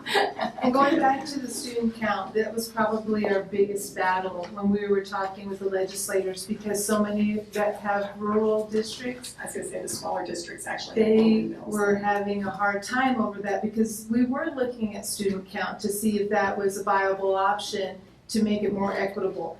And this was as good as we could get right now. And so it's not that we didn't attempt to do I that, think that's a huge win. but this was a big win all in itself, and there's no way we could have moved forward with based solely on the student count, especially when you're looking at the 5A, 6A schools in comparison to even just Moriarty, which is considered big compared to Mountain Air, that kind of thing. So we understand your concern in that, and it doesn't mean that we can't still visit with them about that. I just wanted to be honest with the feedback that we were receiving from legislators. Well, and I think it is also, you know, you think it's kind of like student count stuff, but also from the small schools, they don't generate as much because they don't have as many kids. So, you know, there's also that, so I'm giving. I know, I see. Throughout the entire state, it makes sense. I mean, our individual issue it's around us, and, you know, so it's just exciting. I mean, the one thing I will say to you, and you can relate to the others, is we've always been frugal. We're very cautious with how we spend, and that money will reach students. That's our commitment to you back, because we've got a lot of practice of being cautious with money and making sure that every dollar makes its way to our kids. And And just know that it's a game changer for this district. Think what it is to Mountain Air. Yeah. This is huge for Mountain Air. And same thing, Mountain Air could see it, touch it, but could never get one on in their district. And so Too close to the mountains. so this is gonna help Mountain Air tremendously. And it may keep them afloat, to be quite honest with you. Absolutely. So That's very exciting for our kids in Torrance County, so thank you very much. That's so exciting. Very exciting. I'm not gonna sleep tonight. I know my internet's not. And I know there's been a little rumor that there's another one coming even after the one that we haven't signed. So SunZia transmission line will be full at it, and to get into it, they're running a DC line. But this project will just about fill up SunZia, but then they're getting enough right away to do another one right next to it, another transmission line. So That's awesome. stay tuned, and I think there's more to come. Well, with funds coming from the feds and stuff, and Yeah. fishing, that's great things on the And horizon. that's the other thing we did is we to negotiate the IRB number, Rob put a clause in there. So we settled at $2,500.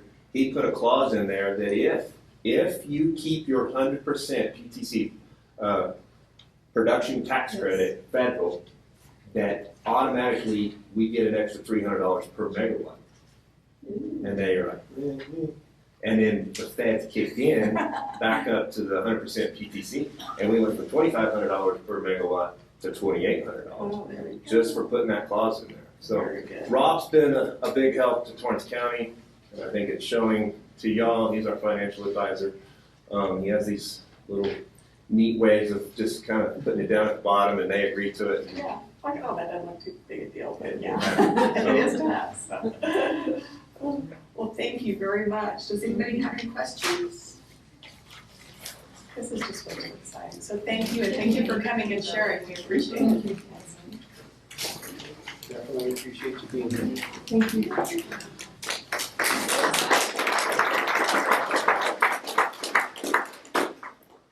I don't know how you top that, let's just go home.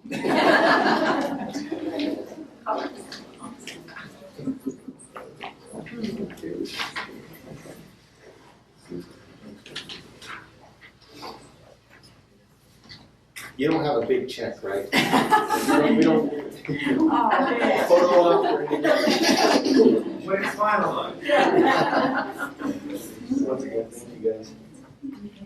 All right, moving on to Second item, action item, open meetings resolution.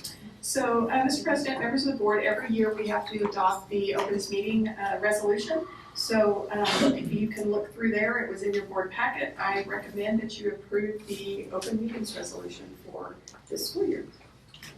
So recommendation from Superintendent Salazar to approve the open meetings resolution. Any questions? Questions on the motion? Mr. President, I move that we adopt the open meetings resolution. I'll need a second. Second. All right, so we have a motion and a second. All members in favor say aye. Aye. Passes, thank you. Moving on to discussion item, update on current lease agreements.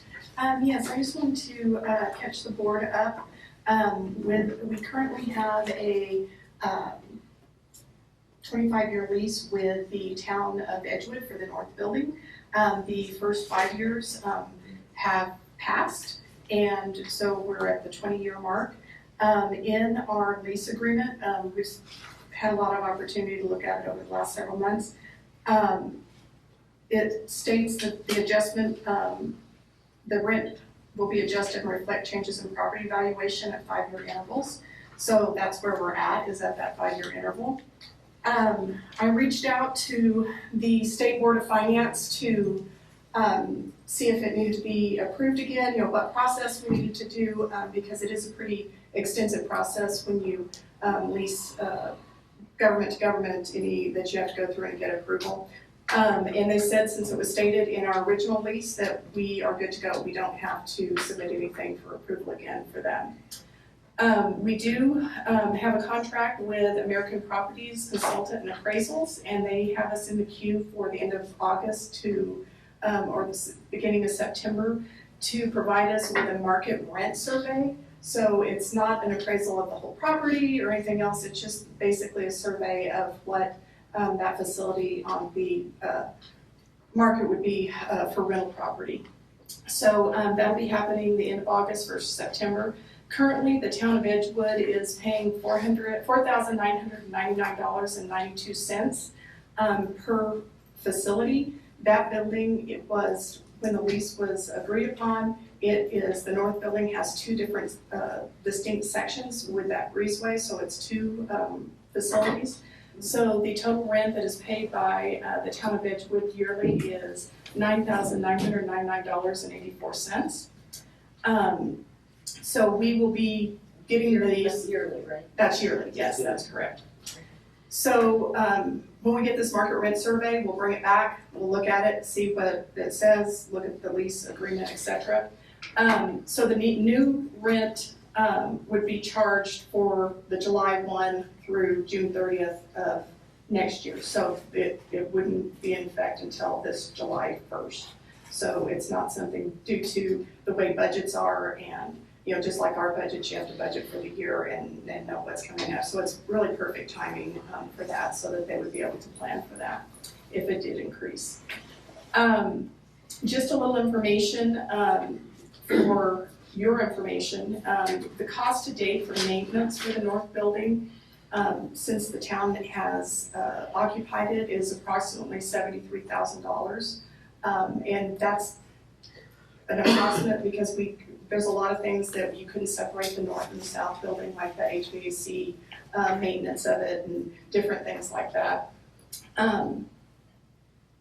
So just in comparison, the 6 years that they've paid rent, their rent has been $59,999,000. So you can see that there's already a discrepancy in the amount of rent paid versus what the district has had to maintain on that. Yearly. Is that yearly?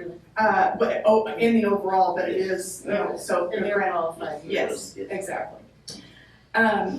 Some of the costs that we're looking at upcoming is the annual maintenance cost for the HVAC for the north building will be approximately $7,700 for the year, which is obviously almost what the whole yearly rent is on that. And then another portion of that is upcoming is that for sure the roof over the library, there is leaks and seals that are coming unsealed. So just a patch of that's about $36,000. If we did a whole new repair and put an acrylic roof on top of just that section would be $103.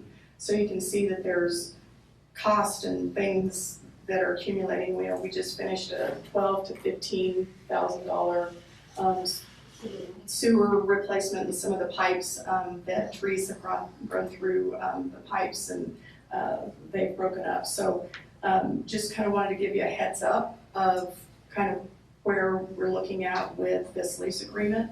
I do have a meeting scheduled with the new town manager, Scott, and on Monday, and so kind of talking about some of this stuff because we don't want anything to be a surprise for anybody that we're looking at these things. So that's just an update on that piece.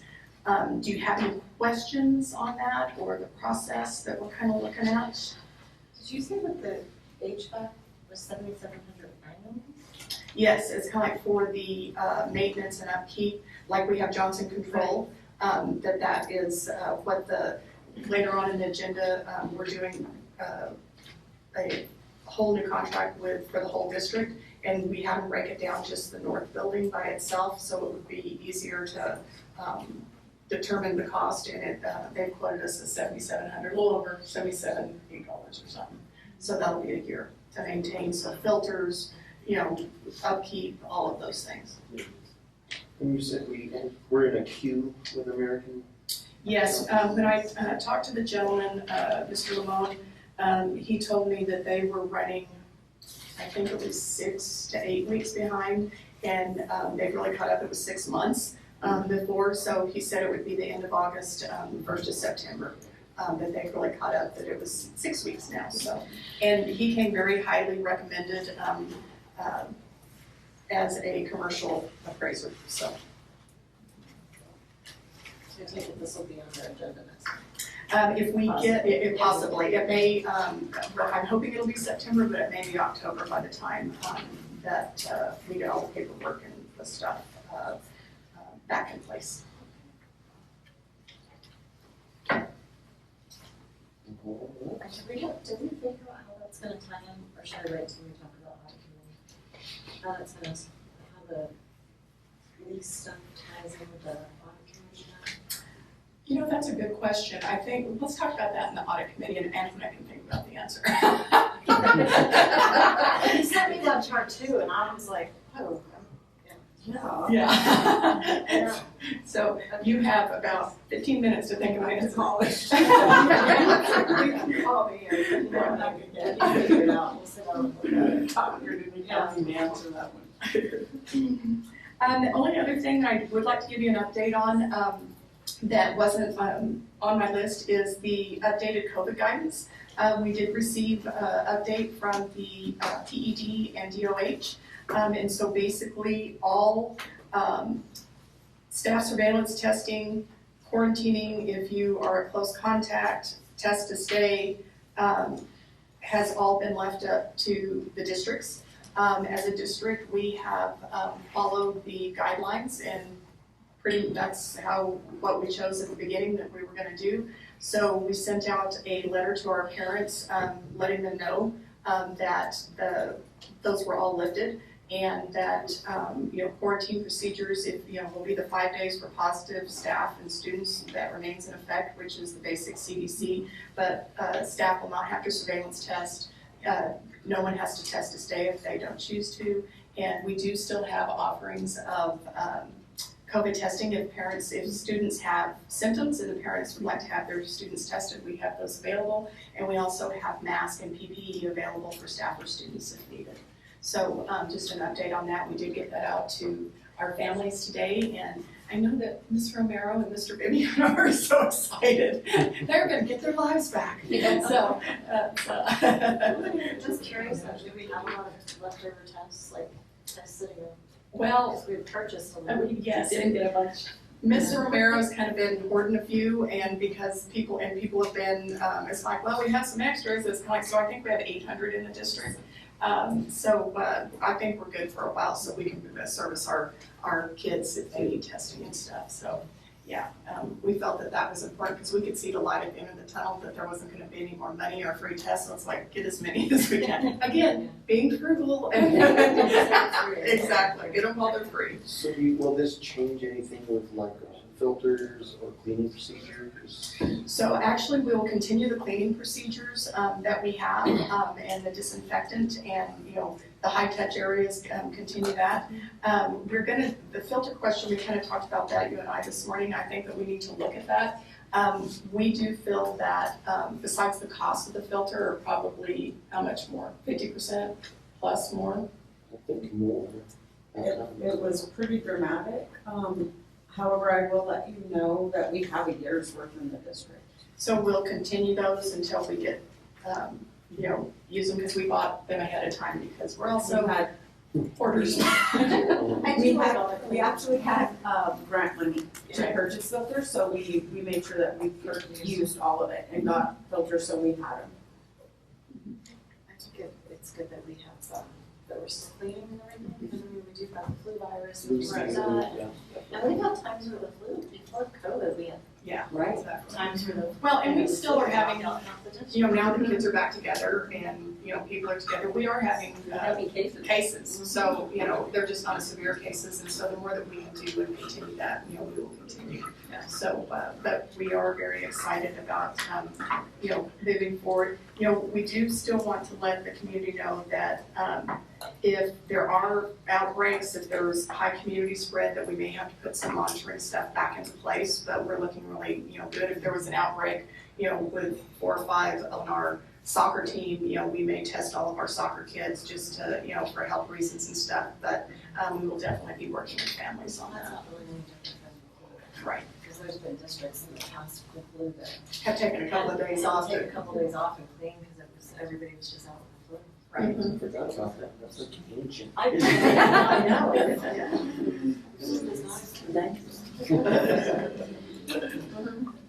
Thank you again, we really appreciate it. You know how to run us out of the room. Exactly.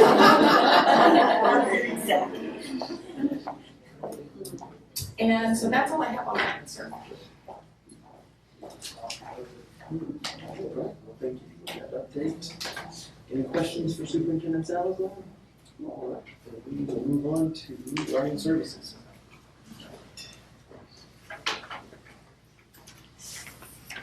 She's got some happy numbers over here. Mr. President, members of the board, Superintendent Salazar, Mr. Viviano is handing you the most current student seen once count.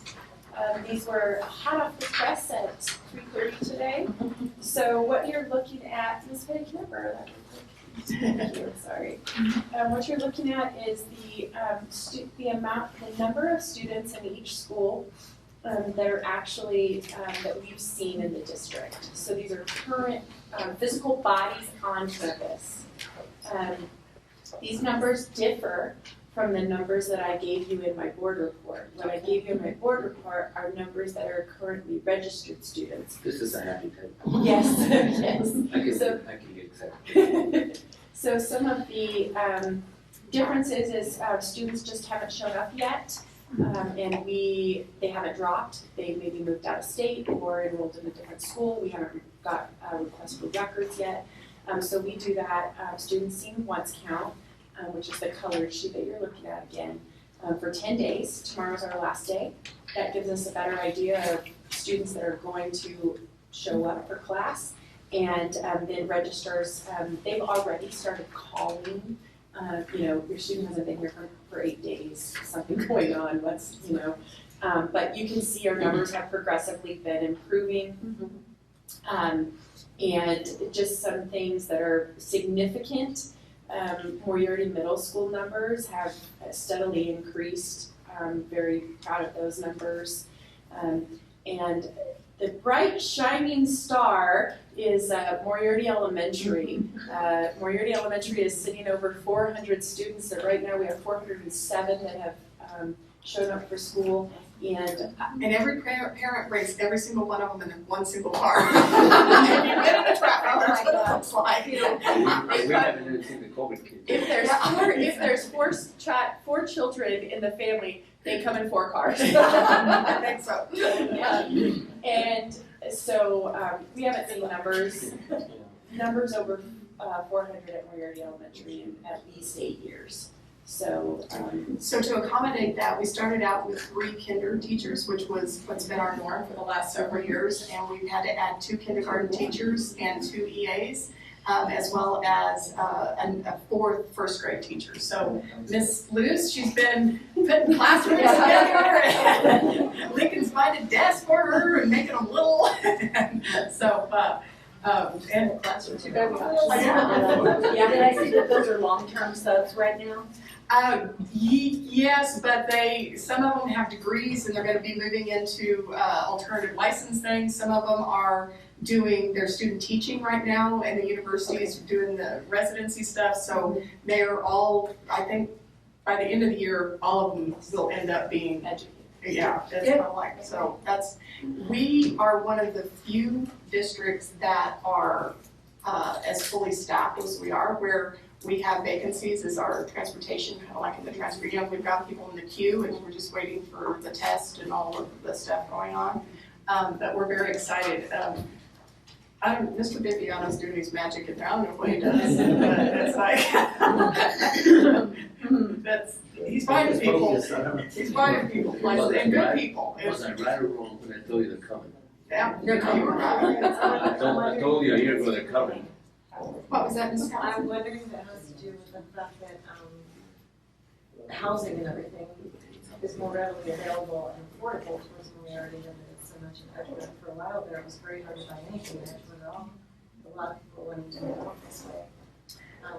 I was doing a little cruise around the community in Edgewood the other day, and when you go on east on Venus, they're building new houses, and there's like 14 brand new houses for cell signs. So I think that we're even going to be growing at South Mountain and Edgewood Middle School, and I think there was a period of time there where there was, something would go on the market and it sold that day. Yeah, and then you couldn't get anything in Edgewood.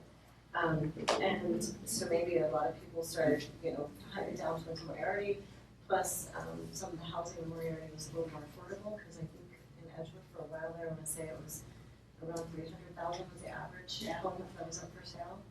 So I know recently it's changed, the housing market is changing again. But right. Well, and they also are building some new housing in Moriarty, which hasn't happened in many, many years. There's right there by, what would that be, to the east of Moriarty Middle School. There are a little subdivision there, and then there's a brand new one with 20 units. I think that's what Mayor Hart told me, that they are starting on. They've already started the fence, and so, it's exciting. So it'd be nice if some rentals came up for people. Yes. That's really neat. Awesome. I know that that's a challenge for our new teachers and staff that are coming to our district, is because you just need that rental to kind of get situated and know where you want to be and stuff, so that is a challenge. So that would be great. How many neighbors you want? How many neighbors you want?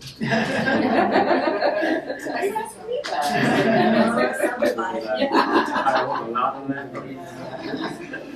And I would be remiss if I didn't say, absolutely, South Mountain is growing, Edgewood Middle School have increased too. So all of our schools are seeing an increase in numbers, which is evident by our total, which right now is the 22, and Antoinette reminded me that we were funded on 2215, so we're above where we were in mid-year last year, and so that's great news. And we also had to add a 0.5, a half of an instructor to Miles's at MMS for their 8th graders, because they were busting out up there. So he wasn't liking 32 to 35 8th graders in a classroom. I don't understand that. It was causing extreme anxiety. So we're getting that fixed for you, Mr. Miles. I know. Mr. Mitchell's tougher than that. He's not gonna.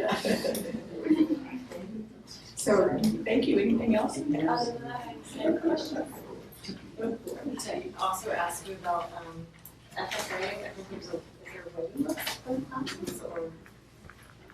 I know they said there was. They did down look at at the middle school, there was a waiting list. Moriarty Middle, or is it Moriarty? No. High school, middle school. Okay. I would defer to the principal. Yeah, 30 hours. 30, so we're at 30, so yes, it's capped. Would they consider another teacher someday? Maybe not Yes, this year, please, but yes. Yes, please. it keeps growing, yeah. Yeah, it keeps growing, yeah. Well, and part of, if you'll recall, the CNM used to provide, don't listen to those jokers in the back.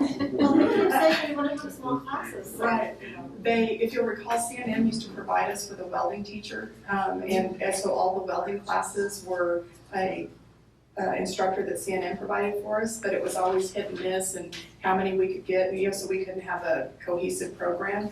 And so we took Mr. Andes to teach those welding classes. So we gained probably 2 sections when we added K to that. So that's where we have 2 teachers right now, but Mr. Andes doesn't teach as many as he used to. So that's just for historical, so you know in your mind how that works. But we can definitely look at where that needs to go in the future.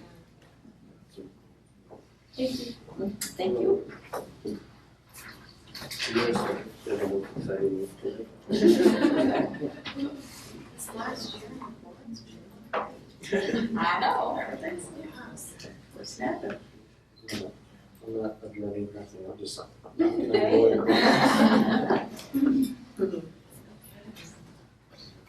Just get to that funding date, we'll be in great shape. So, Feeling good about it, 40 days.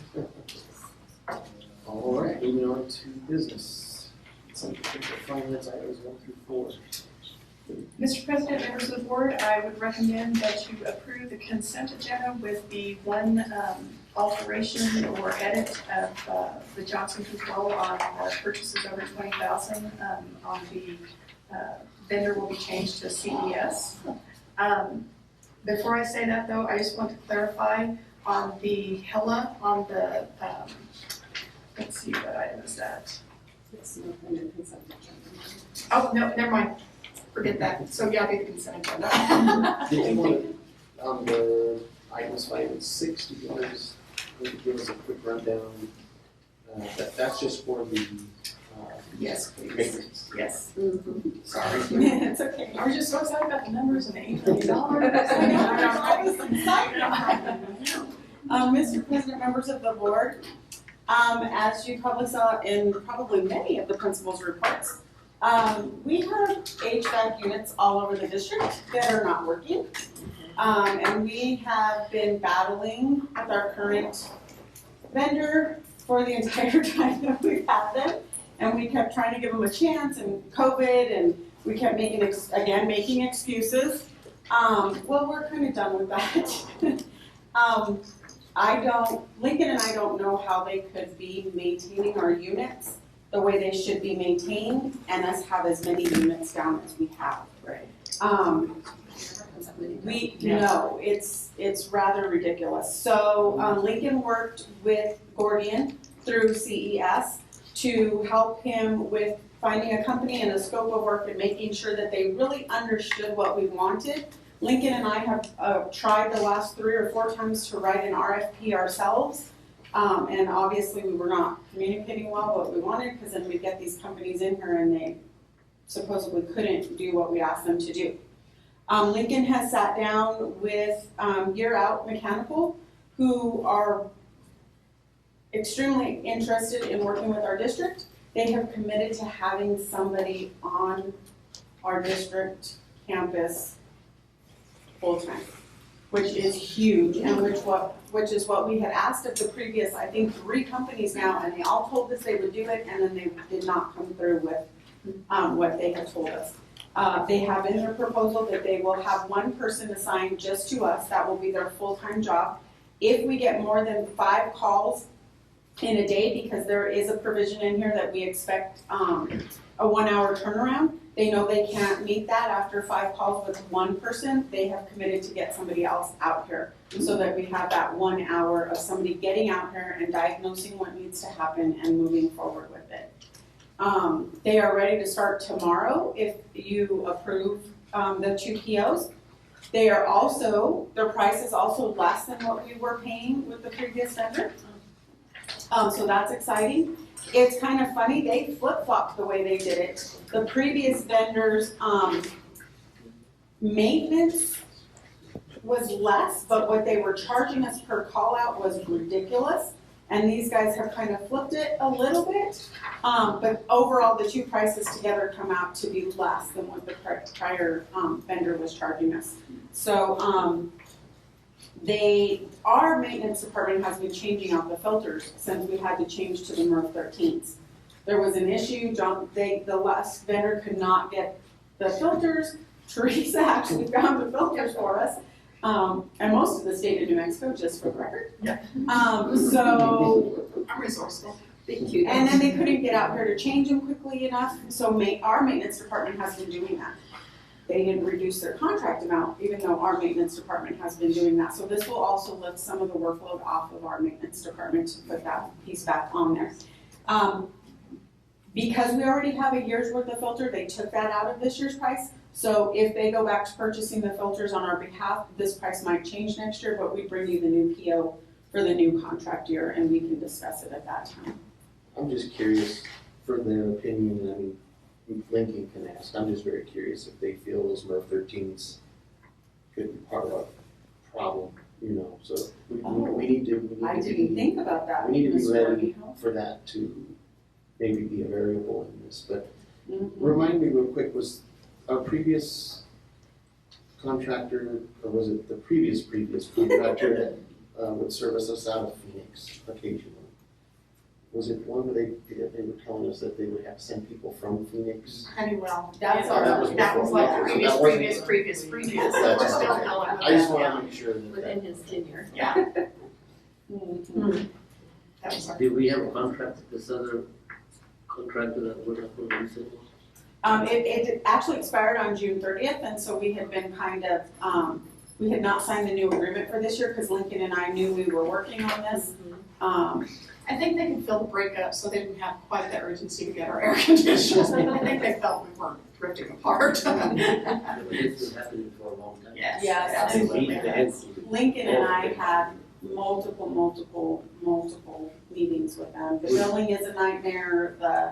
They charge us to come out and diagnose, and then they charge us like a trip charge, and then of course they have to go back and get the part, and they'll charge us another trip charge. Like at the gym, where we had those, installed not too long ago? They really work. I mean, that was a waste of money and time. Well, you know, they also, there's not having one single person. Then if you get a new person every time, then they've got to figure out, and it's, you know, every person has a different idea. No one really knows. It's like, well, what'd you do last time? You know, so, Yes. yeah.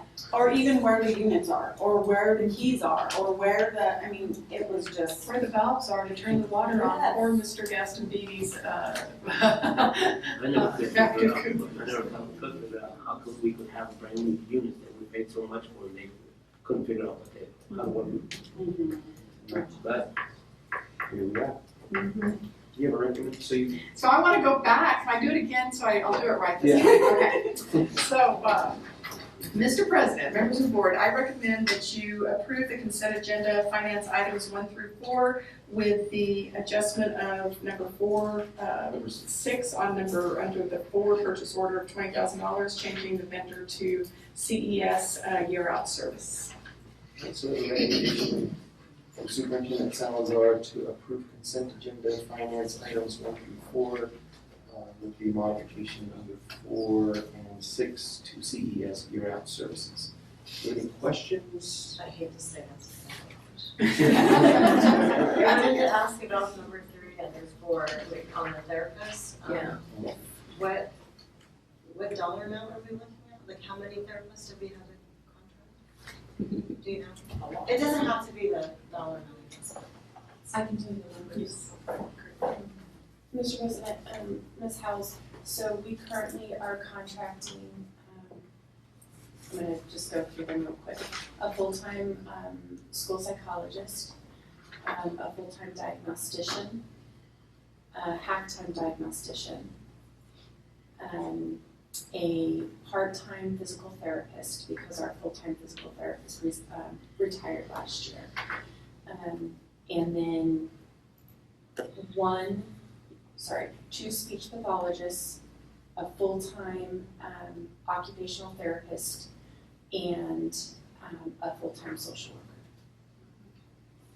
And I'll be honest with you, we never count these as like that we have openings that, we do try to fill them, but it's like unicorns. There's, those people choose to do contract work because they get paid significantly more. And besides that, then they don't have to take out benefits or retirement. So their paychecks are a lot more in the long run.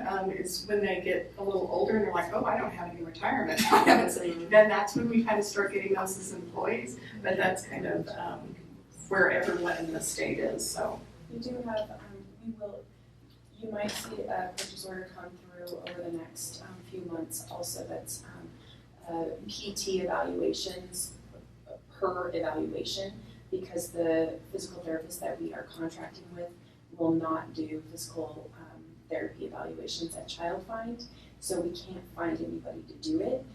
So we're looking for we're gonna pay somebody per evaluation instead of time in the preschool. That's our plan right now. And I've never in my wildest dreams would have thought that we would have to contract a social worker. Right. That bill is just, it's a lot, but we don't have the people, and we absolutely need people. So. Kiddos got the beats. I'm not saying that my recommendation one more time. So. When we were at, does anybody have any questions? Now we can go straight into a motion. Okay, I will motion that we accept consent agenda finance items 1 through 4 with the change to number 6. Number 4. Here, So we have a motion, I'll need a second. Second. All right, so the motion and a second, all members in favor say aye. Aye. Aye. All right, motion passes.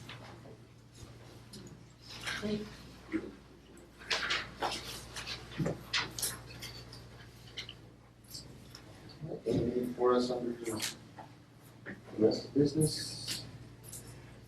Audit committee. Did you need more time? Well, I kind of tell you a little bit, it's hard to explain. Mr. President, members of the board, we did have our first audit committee meeting last Thursday afternoon, our entrance conference. We are uploading things to them as quickly as possible.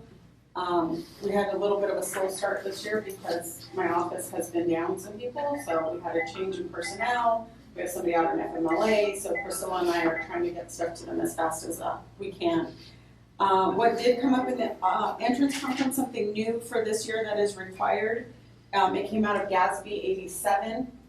It is reporting of all of our leases, which we have always given them copies of the leases, and but now we're required to also tell them what the discount rate is on each of those leases. So who are extremely interested in working with our district, they have committed to having somebody on our district campus full-time, which is huge, and which is what we had asked of the previous, I think, 3 companies now, and they all told us they would do it, and then they did not come through with what they had told us. They have in their proposal that they will have 1 person assigned just to us. That will be their full-time job. If we get more than 5 calls in a day, because there is a provision in here that we expect a 1-hour turnaround, they know they can't meet that after 5 calls with 1 person. They have committed to get somebody else out here so that we have that 1 hour of somebody getting out here and diagnosing what needs to happen and moving forward with it. They are ready to start tomorrow if you approve the 2 POs. They are also, their price is also less than what we were paying with the previous vendor.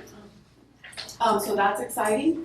It's kind of funny, they flip-flopped the way they did it. The previous vendors, maintenance was less, but what they were charging us per call out was ridiculous. And these guys have kind of flipped it a little bit. But overall, the two prices together come out to be less than what the prior vendor was charging us. So our maintenance department has been changing out the filters since we had to change to the MERV 13s. There was an issue, the last vendor could not get the filters. Teresa actually found the filters for us. And most of the state of New Mexico, just for the record. Yeah. So I'm resourceful. and then they couldn't get out here to change them quickly enough, so our maintenance department has been doing that. They didn't reduce their contract amount, even though our maintenance department has been doing that. So this will also lift some of the workload off of our maintenance department to put that piece back on there. Because we already have a year's worth of filter, they took that out of this year's price. So if they go back to purchasing the filters on our behalf, this price might change next year, but we bring you the new PO for the new contract year and we can discuss it at that time. I'm just curious for their opinion, I mean, Lincoln can ask, I'm just very curious if they feel those MERV 13s could be part of a problem, you know, so we need to. I didn't think about that. We need to be Mr. ready Armijo. for that to maybe be a variable in this, but remind me real quick, was our previous contractor, or was it the previous contractor that would service us out of Phoenix occasionally? Was it one where they were telling us that they would have send people from Phoenix? Honeywell. That's Oh, that was That was before. like Okay, so previous, that wasn't- previous. That's We're still okay. going with I just that, wanna yeah. make sure that. Within his tenure. Yeah. That was our. Did we have a contract with this other contractor that we're not going to use anymore? It actually expired on June 30th, and so we had been kind of, we had not signed the new agreement for this year because Lincoln and I knew we were working on this. I think they can fill the breakup so they didn't have quite the urgency to get our air conditioners. I think they felt we weren't drifting apart. Yeah, but this has happened for a long time. Yes. Yes, absolutely. Lincoln and I had multiple meetings with them. The billing is a nightmare, they charge us to come out and diagnose, and then they charge us like a trip charge, and then, of course, they have to go back and get the part, and they'll charge us another trip charge. and- Like at the gym, where we had those, did we have those installed not too long ago? They were in work. I mean, that was a waste of money time. Well, you know, they, also, there's not having one single person, then if you get a new person every time, then they've got to figure out, and it's, you know, every person has a different idea, no one really knows, it's like, well, what'd you do last time, you know, so, Yes. yeah. Or even where the units are, or where the keys are, or where the, I mean, it was just. Where the valves are to turn the water on, Yes. or Mr. Gaston Beatty's, I never could figure out, vacuum. I never could figure out how come we could have a brand new unit that we paid so much for and they couldn't figure out what they, how to work. But here we are. You have a recommendation? So I want to go back, can I do it again, so I'll do it right this time, okay? So, Mr. President, members of the board, I recommend that you approve the consent agenda, finance items 1 through 4, with the adjustment of number 6 on under the 4 purchase order of $20,000, changing the vendor to CES year-out service. So a recommendation from Superintendent Salazar to approve consent agenda finance items 1 through 4 with the modification number 4 and 6 to CES year-out services. Any questions? I hate to say that. I wanted to ask about number 3 and there's 4 on the therapist. Yeah. What dollar amount are we looking at? Like how many therapists do we have in contract? Do you know? It doesn't have to be the dollar amount. I can tell you the numbers. Mr. President, Ms. Howells, so we currently are contracting, I'm gonna just go through them real quick. A full-time school psychologist, a full-time diagnostician, a half-time diagnostician, a part-time physical therapist because our full-time physical therapist retired last year. And then 1 2 speech pathologists, a full-time occupational therapist, and a full-time social worker. And I'll be honest with you, we never count these as like that we have openings that, we do try to fill them, but it's like unicorns. There's, those people choose to do contract work because they get paid significantly more. And besides that, then they don't have to take out benefits or retirement. So their paychecks are a lot more in the long run. It's when they get a little older and they're like, oh, I don't have any retirement.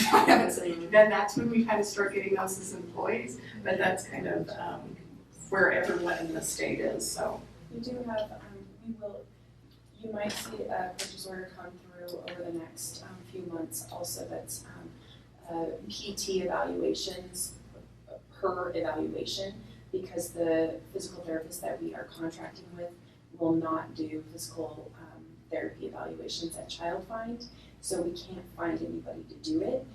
So we're looking for we're gonna pay somebody per evaluation instead of time in the preschool. That's our plan right now. And I never in my wildest dreams would have thought that we would have to contract a social worker. Right. That bill is just, it's a lot, but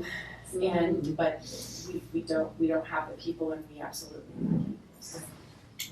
And our kiddos got the needs. So. I'm not saying that it was my recommendation one more time. So. When we were at, does anybody have any questions? Now we can go straight into a motion. Okay, I will motion that we accept consent agenda finance items 1 through 4 with the change to number 6. Number 4. Here, So we have a motion, I'll need a second. Second. All right, so the motion and a second, all members in favor say aye. Aye. Aye. All right, motion passes.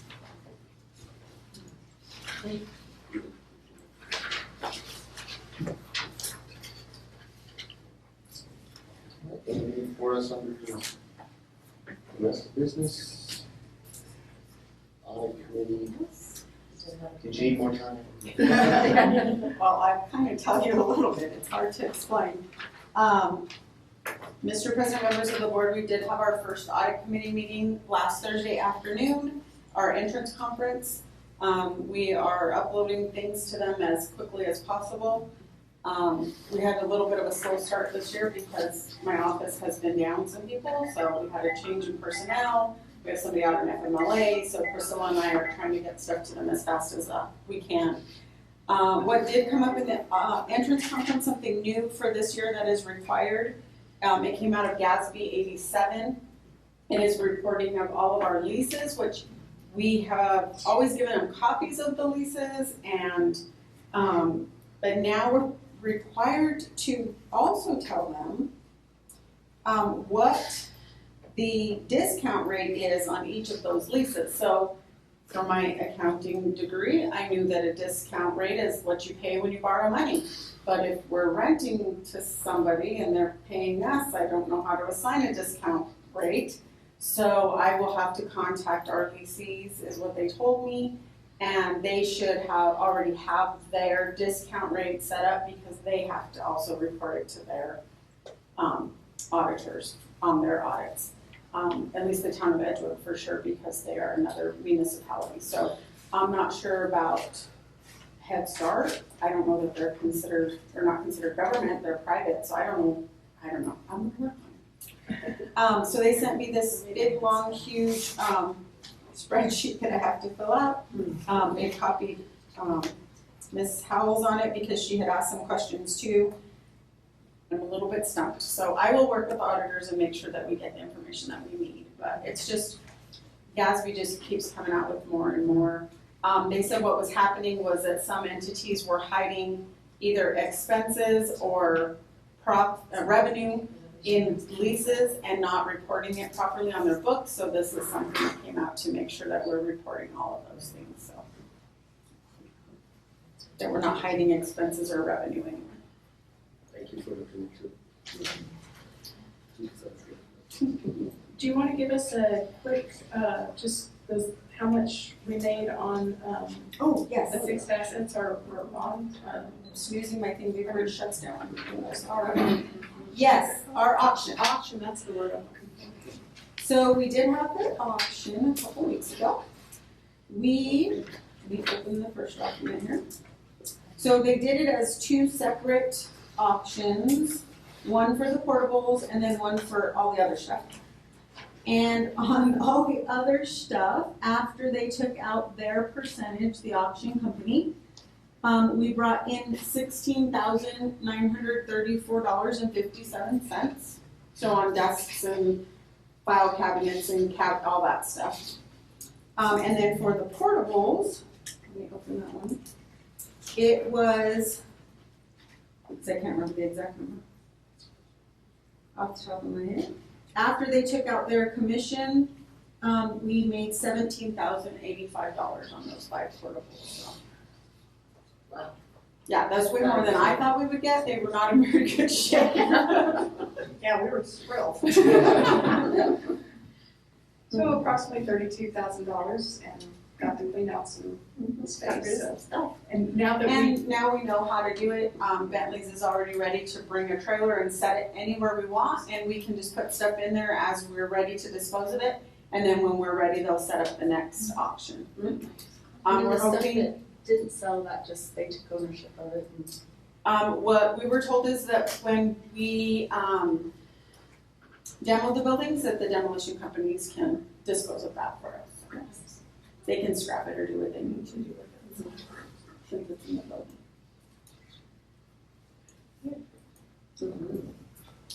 Next time we will hopefully just fill a trailer and they can take it and do it at their location. Doing it here made it really hard for us. It was hard to coordinate and have people at that many different areas kind of watching and seeing what in and people out of were our doing. space and, so, we'll be glad to do it all. Thank you in the meantime for that work. That's definitely, It's probably been at least 10 Well, years. it's been long. I have never done one, and this is my 7th year. So. When I very, very first got to the district, When they maybe, were tearing down the annex, I think was the last time that we Yeah. did one. And curriculum got sold and all kinds of wonderful things happened I there. mean, to buy our textbooks back, I went on my watch, Albert. Yeah, none of us here. all right, moving on to action item under F. So, if you'll recall last, at the special meeting when we approved, the, sportsplex, we, did not choose alternate 1. We felt that the, almost $100,000, I think is what it was, quote for the pull boxes and conduit, that maybe they were, for the future lighting, that they weren't understanding what we wanted, and so we went back and visited with them, and they came back with, the quote of $25,000. So, that would be there and ready to go when we decide to put lights in, so you're not having to dig, tear up, the artificial turf and those things, so it would already be in place. So that's why we brought that back to this meeting for approval, if that's the choice of the board. We do have our pre-con meeting on Friday with Hella to get started on the project, and we should have our superintendent, project superintendent assigned, and so we're excited to move forward on that. So it's my recommendation that we approve the alternate 1 pull boxes and conduits for future lighting. So we have a recommendation from Superintendent Salazar to approve the alternate number 1 pull boxes and conduit for future lighting. Any questions? I would just say that I think it's a good idea. I think it's something that, as I've met with parents, other community members throughout the district, I think lighting is absolutely one of the, it's something that they really want to see. And so I think being prepared for it, I think is going to be a good thing. I think I'm not volunteering, but I think we should get creative in trying to see the lighting, whether it's capital outlay or legislative appropriations, donations, whatever. We just got $8 million, man. Maybe a little bit I'm a more. little quicker. Yeah, you want it quicker than 3 years? Yeah, goes at 2026, I Yeah, think I it think really so. kicks in, so,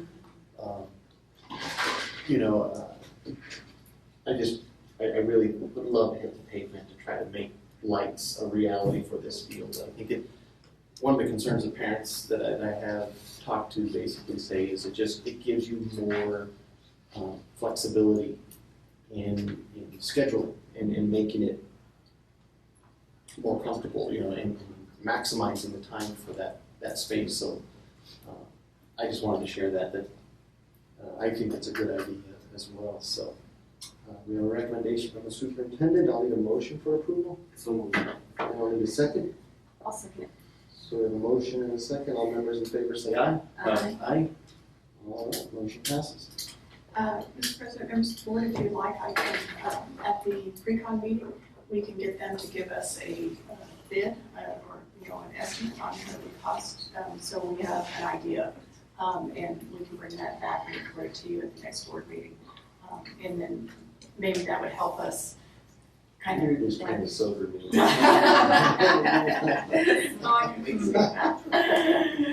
Yes, Mr. Chavez? why don't we just go ahead and get the lights done? We'll get a price and then.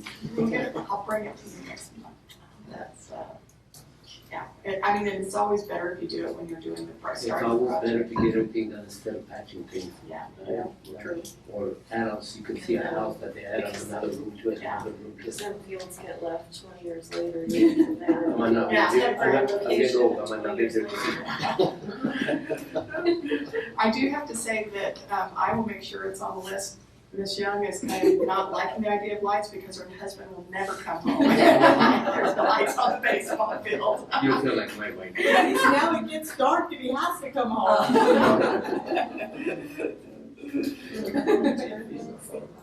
Yeah. Well, you know, in this time, you know, when it's hot, it's kind of like you could start later, so it'd be cooler, and so we'll definitely. Really? Yeah. Hey. I believe that if we were to do something once, we'll do it right. Okay, I'll bring that to you next month, okay? Thank you. Sorry. Kids come first. Absolutely. All right, moving on to Director of Personnel. President Armijo, members of the board, Superintendent Salazar. Just one edit note on my report. I had some dates of trainings and meetings that we're scheduling for the rest of this month. And I really did want to point out, and it caught my eye now when I was looking this over, volunteer training. I wanted to point that out. We're very excited that it is the 17th, which is tomorrow. And we have a long list of parents or community members who have contacted us that wanted to go through volunteer training and get them back in our schools and getting that engagement. So we're very excited. Our district librarian, Sarah Apple, has done a very, very good job of recruiting parents to help out in the libraries with some of the programs that they have, as well as above and beyond the book fair. And so we'll be dealing with those volunteers as well. So it's the 17th, just a narrative there. During Mrs. Romero's report and the conversation, I was going to bring it up, but it was brought up about the increase in student enrollment.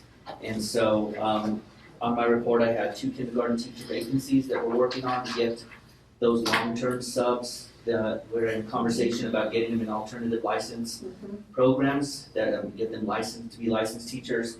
But after my report was written and submitted, we had the conversation, and because of the numbers, we're very pleased that we're adding that first grade classroom as well. And so we actually have somebody working on that. So all 3 teachers, hopefully sooner than later, would be licensed, or substitutes would be licensed teachers. Thank goodness they are already degreed, have a bachelor's degree. We know how to work through the alt license program, so we'll be working on that. We do have some hires that have come across my desk today and yesterday for the special education educational assistants, and so we have that paperwork, we've made contact with them, and we will be finalizing that, so that's nice to have those staff members servicing students in those classrooms and filling those positions as well. And then the additional FTE for Moriarty Middle School, and help out with the 8th grade size, the size of the classrooms to reduce some of that. And so we're moving along quickly. Great work. That's exciting. I'll still put the warrior reports for this. Yeah, thank you. Thank you. I think that's all I have to know on here. Stand for questions? It's a pretty good one. I'll be on party my ass. Yeah, I'm thinking. Don't let it get by too easily. And we all say this, and I just want to, I mean, it's a total team effort. I mean, when the principals, they're out there hunting just as much as we are, and they're sending people our way, you know, and we'll vet them, we'll go through everything, we'll give them all the information that we can, and provide the support to get them to be teachers or educational assistants or custodians or bus drivers. But it's a total team effort, and I just, you know, they're not here, but Amanda and Patricia, they just, yeah, they're phenomenal. We're very lucky. Very lucky. They're always stepping in my office, like I say, and, well, what about this person? Well, let's call this person. So, yeah. So I appreciate that. Nothing, you didn't think of anything, President Armstrong? Well, I'm still thinking. I mean, I'm excited for your response. I can't wait to get an update after August 18th from the ERT team. You know, the emergency response team. It's still something that's important to a lot of people. I'm definitely excited to see where it's going to go next. So I just wanted to comment on that, and then it will be moving into transportation, and I mean just bus drivers. You know, we're excited Absolutely. to have this class coming up.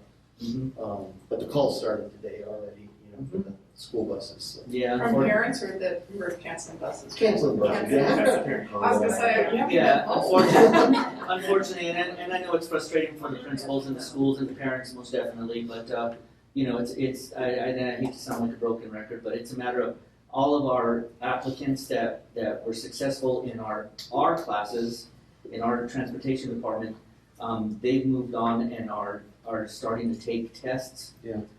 We did find out, and again, I mean, kind of a theme that we don't want excuses, right? And we're trying to get to normal. The state updated their actual test for bus drivers, but they didn't update the study guide. And so we had two bus drivers that went and they did not pass, and there was no excuse. They needed to study more, but whatever they had in the study guide was not completely everything that they need. So they know what to do now. So we've reached out to the PD. They understand, and I do believe that Mr. Berkman, maybe yesterday, it was yesterday I talked to him, or maybe it's going to be coming this week. They're getting those new manuals. And then again, it's one at a time, once a week, a certain amount of hours that you can schedule to go get a driver test. Yeah. Just a note of what the team has kind of come up with is we are going to hire up to 6 of the people that receive their CDL for transportation, even though we only have 4 openings. And we're going to have those 2 as substitutes. And if they're, you know, I think there's very few days that we don't have at least 2 that are out, and including the bus aides. But if there is, then we'll find other things for them to do. But to have that and go ahead and put them on a contract and not a substitute, just come in and out, so that we'll have that backup. So it's nice to have people that, you know, have those extras. And it's nice to be in the financial situation that we can actually do that, because there's nothing more frustrating to parents, to teachers, to principals when buses aren't running, kids are late, and you know, it's very frustrating at all levels. So we know how important transportation is. Well, thank you. I appreciate that. Any other questions for Mr. Viviano? All right. Thank you. Moving on to transportation.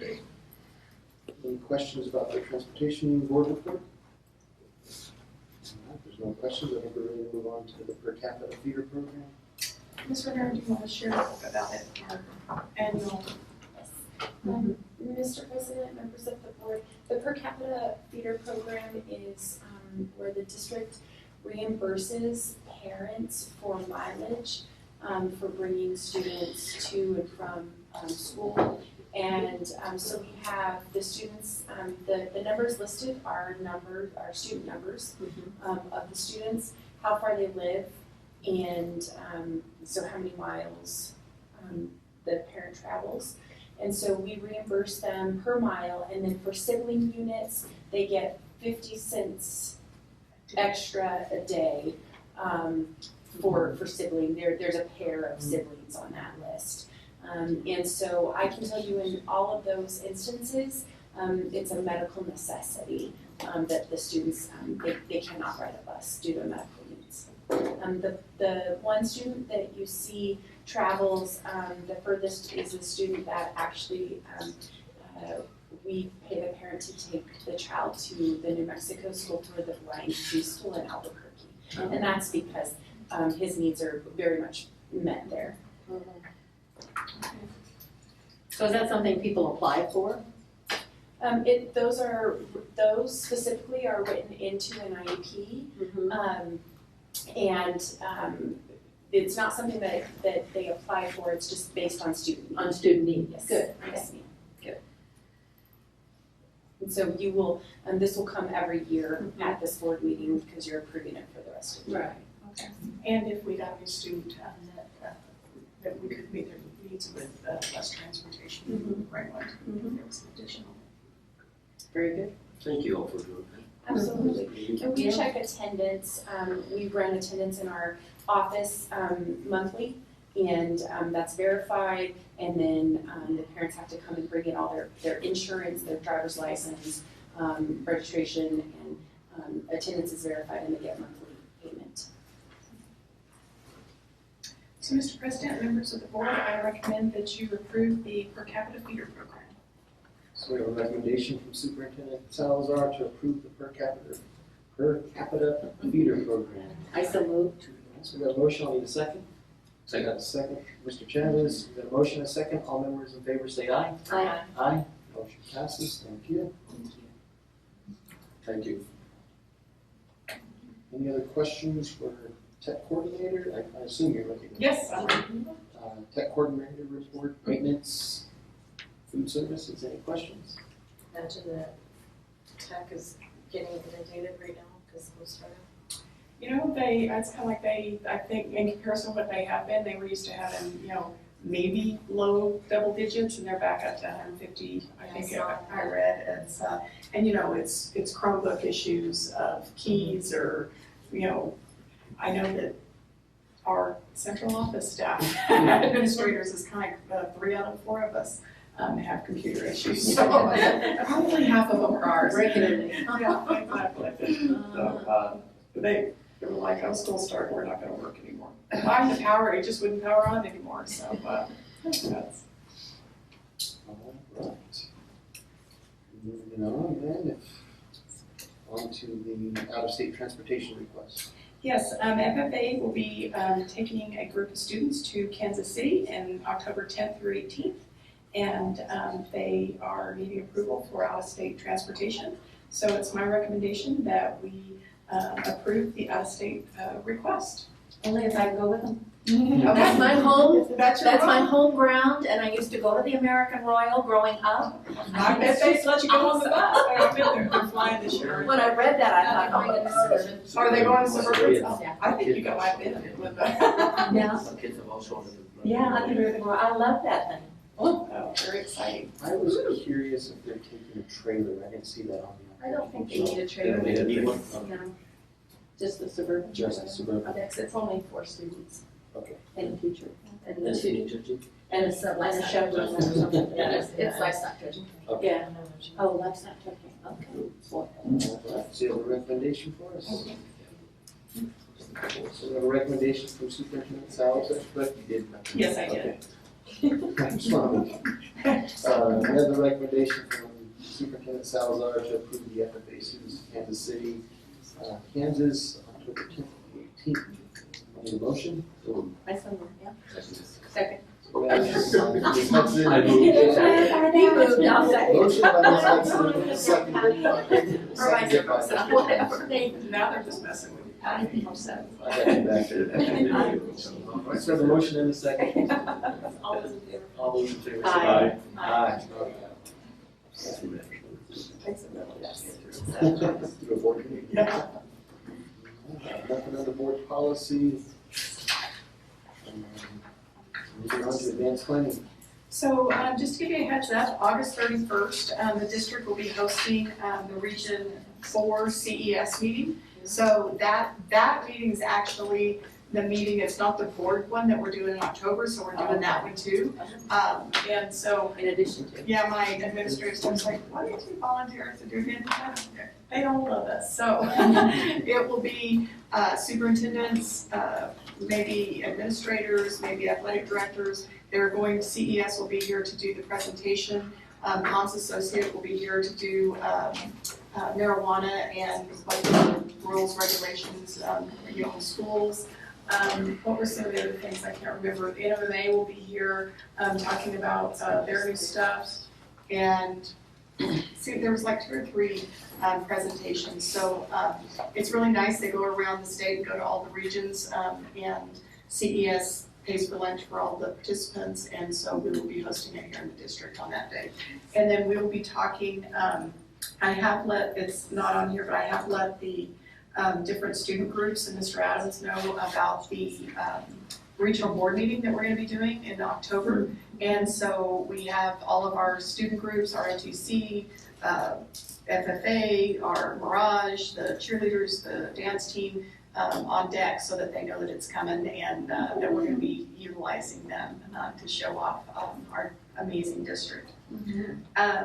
We do have our game is first home games Friday night against Gallup. It's here, so if you want to attend, and I'm sure that Mr. Adai is going to get you your passes before then. And homecoming is September 16th, and the parade is the morning of the 17th with Pinto Bean Fiesta. So lots going on. I was also going to mention, we've never really participated in this part other than when we vote at the next conference, but I'm not sure if the association has sent you all the email, but it's they're accepting resolutions from boards they're due by the 12th. So if there's anything that you all think that maybe you should pursue, you can reach out to me and we can come up with something. I don't really have anything in mind necessarily, but I just, at least for you two to know that it is a thing, and so at the next conference, when is it? During the next 60-day session, basically the way the process works is boards submit these resolutions for things that they think legislators should hear. They go before the association, school board association, and they make them available. They go through them. They have a committee, right? I think that kind of committee go through and see which ones they can kind of get behind and support, make recommendations. So just wanted to mention that that is one avenue to sort of send upstream ideas that communicate needs at this district level, moving them up. So just wanted to bring that up. So that's closing. Yes, so, Mr. President, members of the board, unless you just want to stay and hang out a little bit longer, I recommend that we adjourn. A recommendation from Superintendent Salazar for adjournment. Motion and a second. I'll second. Poor Patty's having a hard time tonight. Mr. Motion. President, how are you doing this? I motion. Motion seconded. Oh, whatever, it's late in the evening and we're getting giddy. We're getting giddy with those. Yeah, exactly. Good enrollment numbers. Meeting is adjourned.